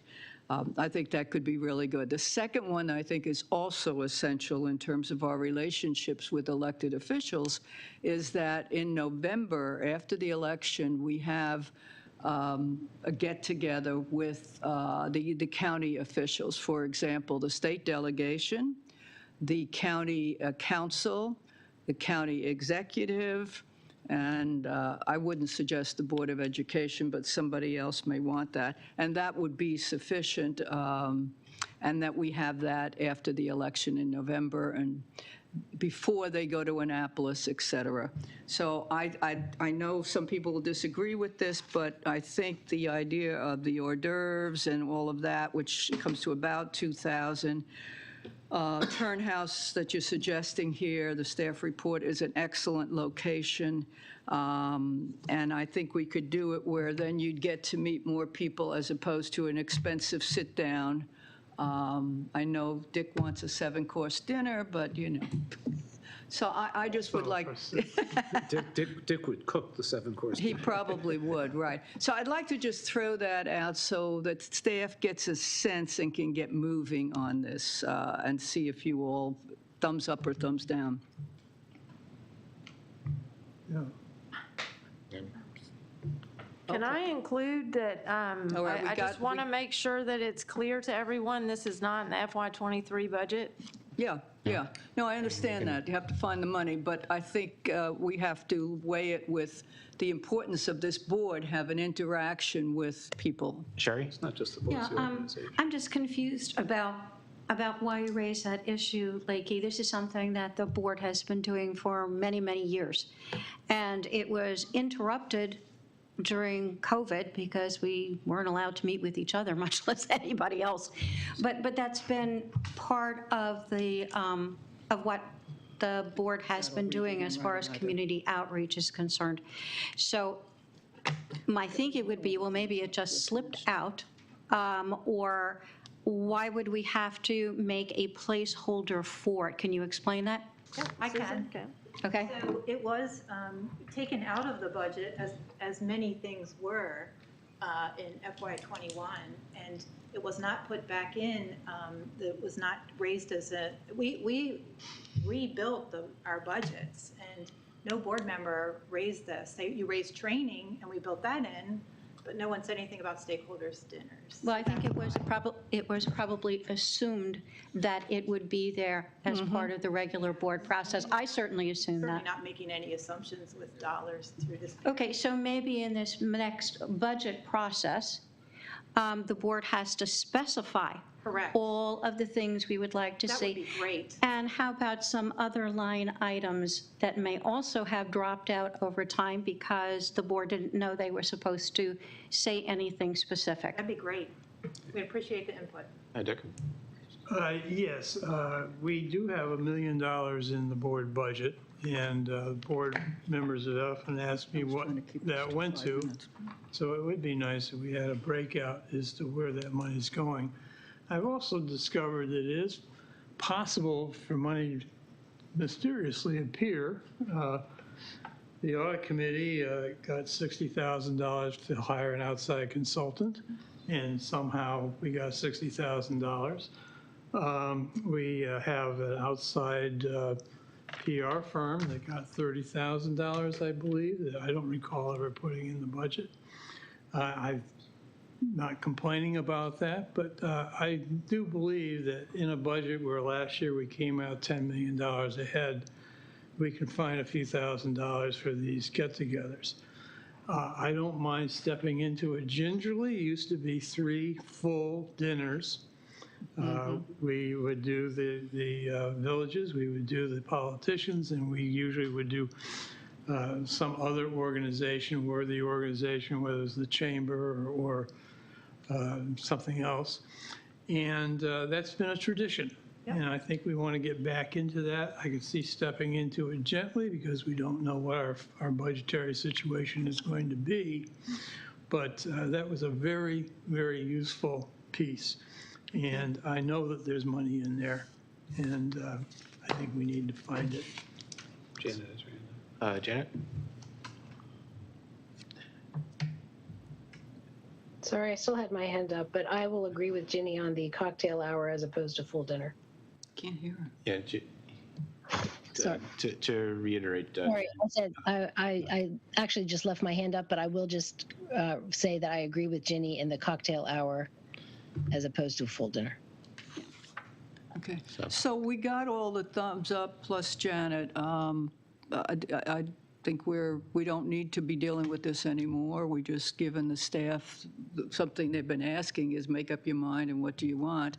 And basically we're accepting the approach that they suggested, the location. So let's move on. But you are, I just do want to be clear, because that's not included in the email that I sent on August 16th. It's two separate events as you characterized it.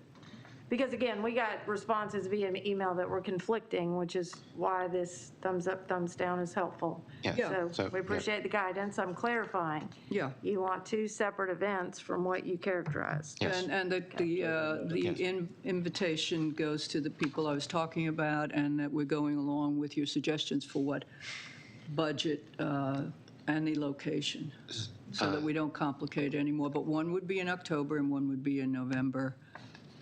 And thank you so much for the work you already put into it, and, well, all of you.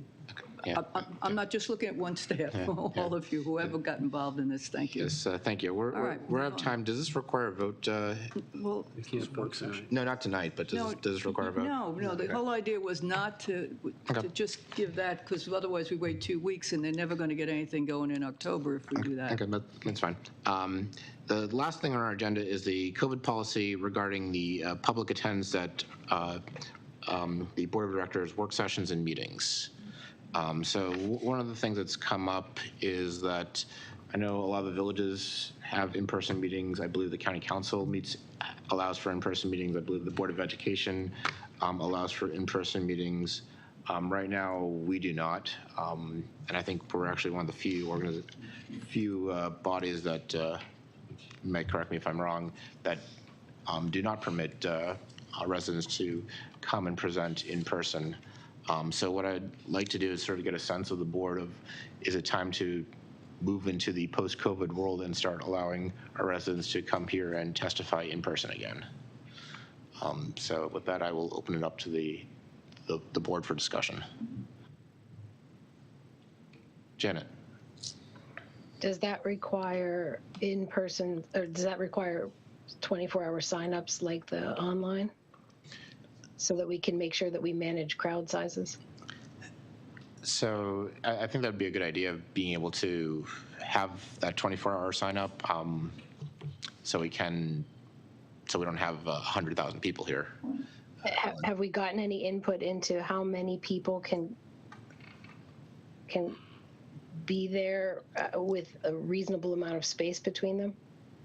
So I do not have that number, but can we get that number? Sure. Alan? A couple of things. I'd like to know what the county council does for that. Do they limit the number of people? If so, how do they limit the number of people? I'm also aware of, not that we'd be drawing a crowd like they do, but when I watch the Colbert Show, everybody in the audience has a mask on. So I'm wondering if there's anything we might want to require around that, if it's going to be a crowd of people, or how many chairs we can put out there. Sure. Yeah, I think we can probably count the way the chairs are usually set up and do just an alternating, at least to begin with. And also, I believe we have a policy about attendance for residents speak out, and we'd have to find that policy. Just to see what the stipulations are and what we might need to do just to modify it during this period. What would that policy entail? All I know is that We have one? yeah, we've had one. I imagine it's a pre-COVID policy. That gets all pre-COVID. Just Way pre-COVID. Ginny. Yeah, actually, Sherry, that's a good point. People would just walk in and sign up before the meeting. Right. In the past, you're right. Yeah, we never had a pre-sign up or anything of But that if we offered both, we'd have to figure a way of juggling that where they could be virtual or they could be in attendance. And I point out that even to testify today, people have to sign up ahead of time. They can't just show up at the last minute because I get a list that is a cutoff time. Well, the county council does, in all the events I've been over there at the Howard Building, they have a sign-up sheet outside, and you can sign up right up to the beginning of the meeting. Mm-hmm. Bill?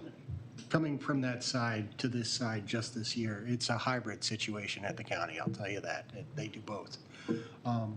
And with respect to what we're doing here, I think rather than just guessing and doing every other seat or arbitrarily setting a limit, let's contact the county Department of Health, State Department of Health, or whoever we need to just figure out what the standard is for gathering in public gatherings, and use that as guidance and actually work towards a standard rather than just. I don't want to be on the wrong side of anything here, and I don't want to artificially restrict anybody either. So let's find out what the standard is and implement that if we could. Janet?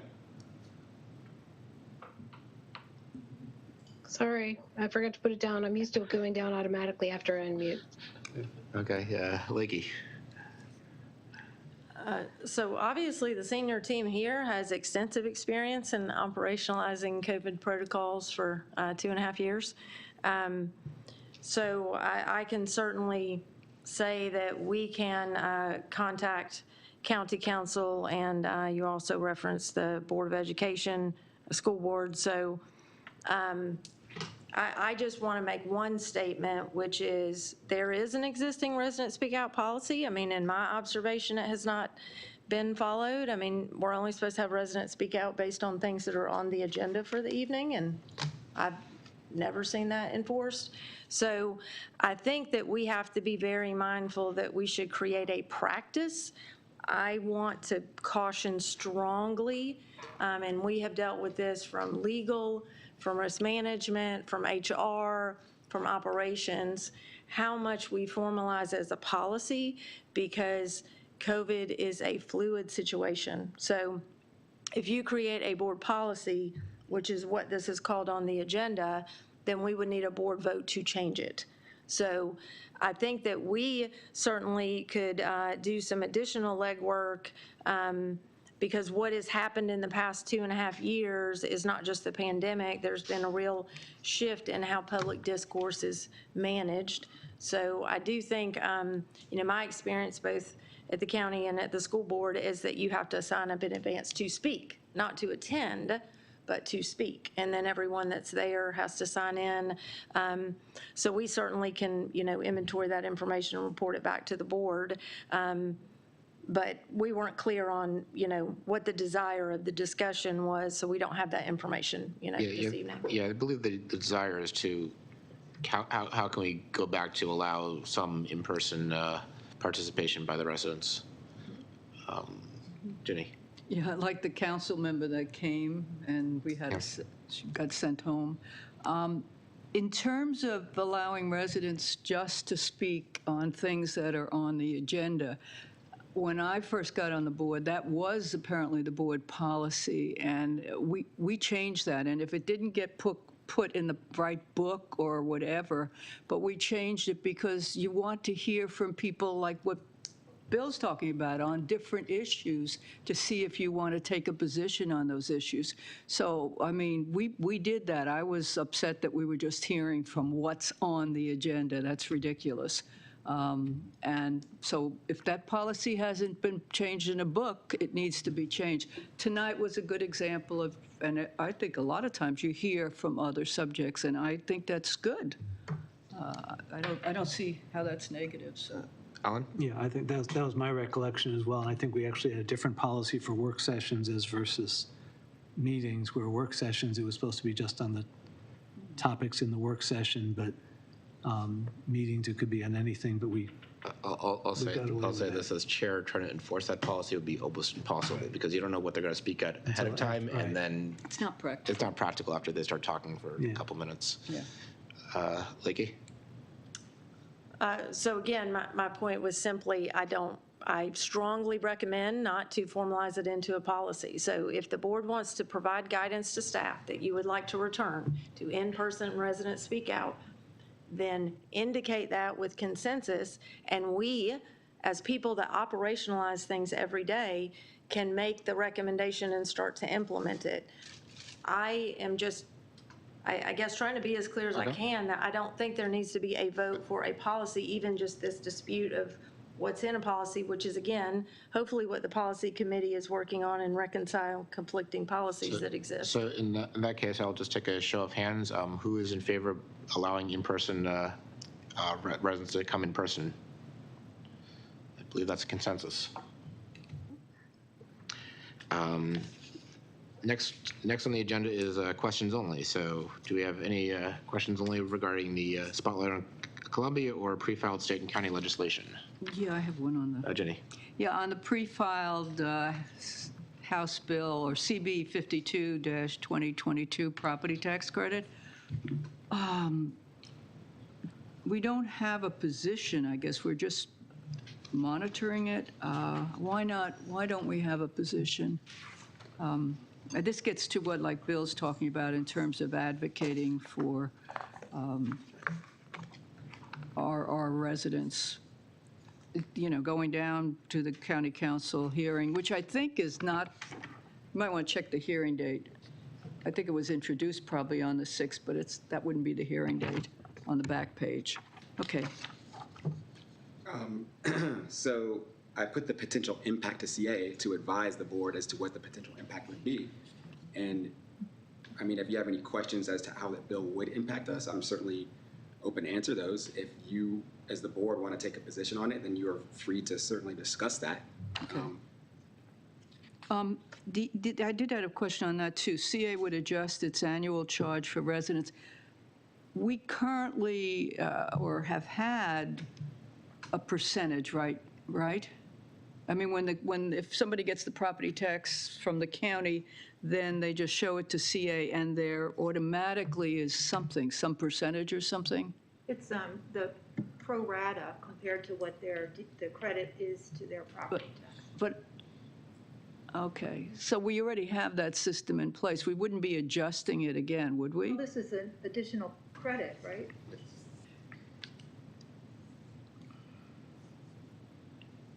I thought it was the same, they were reinstating for people that had 5 years and they no longer would receive this program. They were changing the law to allow for that. The state said, Hogan said okay, the state delegation said okay, I mean the General Assembly said okay, and actually they allowed for a lot of flexibility to go from 40 years to 35. But you're right, the council will be the one making all those decisions, whether they go to portability or whether they try and grandfather in the others. All of that is we could make recommendations on. But I just assumed that the percentage would be the same, whatever it was, 10%, 5%, 20%, and that we would do the same thing we've done before. So I just don't understand what CA would adjust its annual charge for residents. But we already have the system in place, right? We wouldn't be making up a new figure about it. Process? A new percentage or anything. We would use whatever it is, whatever we had in the past. We would use whatever the bill says. Well, the bill only deals, okay, so if they said 20%, you would use 20%, is that what you mean? Okay, yeah, okay, got it. Alan? Yeah, I guess I'd like to understand a little bit about our process going forward. In the past, our general counsel took positions against, in favor, yeah. Not on everyone. Sometimes it would be. I'd like to finish. In the past, our general counsel took positions in favor, certain amendments, against, or just going to monitor it. Mm-hmm. Are you planning on continuing that process? Because I guess you said we could take a position. Given our advocacy strategy, I guess, let me just make this as a statement. I would like us to up the level of advocacy and be looking for opportunities to be advocates, and this could be one. I don't know enough about it to know whether I want to make it one. So I guess that's, things don't have to just affect CA Incorporated, in my mind, for them to be worthy of CA's attention as the body we are in Columbia. Right, and for me in particular, as the general counsel, I can't monitor every bill out there. And there's bills that you guys might be interested in that do not necessarily impact CA, that you would have to tell me that you're interested in me monitoring. But as for me in my position, I focus on the bills that directly impact CA. But again, if there's a bill that doesn't impact CA and I don't include it in my memo, certainly bring it up, and I would be happy to monitor it. As for us taking a position, you're right. In this, I said CA will continue to monitor. Right now, I'm not in a position where I was willing to put down that we're taking a position or not taking a position other than monitoring it. Okay. But if this board how difficult take a position on it, then you could certainly let me know that, and I would take it under advisement. How difficult would it be for you? I don't know where all this information comes from, how much typing, cut and paste, whatever it is. If you have, here's my request, I think, unless it's burdensome. If you have access to, here's the list of bills, if they could just be included here, perhaps with the ones you're taking a position on the top and the other ones just So yeah, that would be a lot. You can go to the council and the delegation. I'm sorry, the General Assembly. They list literally all the bills, and there are a lot of them. So I just don't. That would, for me, to monitor bills that don't directly impact CA would be burdensome. Yeah. But I mean, they are truly public. All you've got to do is go to the website, and they list literally every single bill. Okay. And then if there's a bill that you are all interested in that you want me to track, tell me and I'll do that. But I truly focus my attention on the ones that me and then staff, because staff also, the other senior leaders here also bring bills to my attention that I'm not aware of, because I didn't know that they particularly impacted a certain aspect of our operations. They bring it to my attention, I'll put it on. Okay, and I guess the only edit I'd love to see to that, I hear you, it can't be every bill, is there's CA, there's CA, or CA operations, there's CA, and then there's Columbia. And I guess I'd love to see it widen a little bit to impact on Columbia. Sherry? Yeah, I was just going to say, I was not aware of this bill until it was flagged. And because one of the trends in Columbia is that we have an increasing percentage of seniors, this might be more impactful than we might otherwise think. So I think, I appreciate the fact that this was brought up, and I think it is something we have to sort of pay attention to because, I think it would impact not only now, but into our future planning. Dick? Well, I know this is just questions only, but I would like to point out that there are thousands of pieces of legislation, and not only are there these bills, there are amendments to them and everything else. And I would be much happier if Wes concentrated on the ones that involve CA directly, unless we call it to his attention. And anything that I think we would want to call to his attention will be in the news. So anybody who follows the news will know if there's a real contentious bill that maybe we want to weigh in on. Seeing no further hands, that brings us to proposed new topics. Any proposed new topics? Brian? Yeah, I've got a couple of things. One that Andy started on was working on the handbook for the board of directors, and I think Dick's working on it as well. So I think this is something that should come up. And I think it's time to reassess open space as well. After 5 years, there's so much more new ideas that are out there. It's very important. It's the most important resource. And this is the 2017 one, and there's a ton more stuff that this needs to be updated. So they are the two topics I'd like to see included. Ginny? Yeah, I just want to second what Brian said about updating the open space The open space assessments report? report, yeah. Yes, and then look for policy changes to implement it. Okay. Any further, Dick? You might want to send a note to Ms. Duvall pointing out that we don't have these committees that need to produce minutes. I mean, she was on one, the MBE committee, and these are work groups. They're not committees. They're not standing committees. Yeah, that does show up in the document as well. Yes. They are clearly defined work groups and subcommittees, advisory committees. And we should probably not be calling them subcommittees. Yeah, they're working groups. Yes, They're working groups, they're not standing committees, and there's a big difference between the two. And ethics isn't even a working group, it's you volunteered. Just to be Andy- clear, if you go back to the meeting, those meetings, they were referred to as committees. So you would definitely need to address that specifically. Yes. So they were addressed as committees. That was our mistake. And now we know better. So that brings us to, assuming there's no proposed new topics, that brings us to chair remarks. And I will address what Wes said right now. So those groups, I will call them, for lack of a better term, were established by the chair as ad hoc working groups. They're not committees, they're not standing committees. A standing committee would require a vote of this board, but they're basically just ad hoc groups for a specific purpose. They have reported back to the board with status updates as far as what, as far as implementing their purpose. And that's where that stands. They're in no ways standing committees of this organization. So I just want to clarify that. Lastly, I hope everybody had a good summer vacation, but now we're all back and it's fall and it's time to work on the budget, and look forward to working with everyone here in this room on the budget. And with that, can I get a motion to adjourn? So moved. And Dick seconds. Any objections? The meeting is adjourned at 10:30.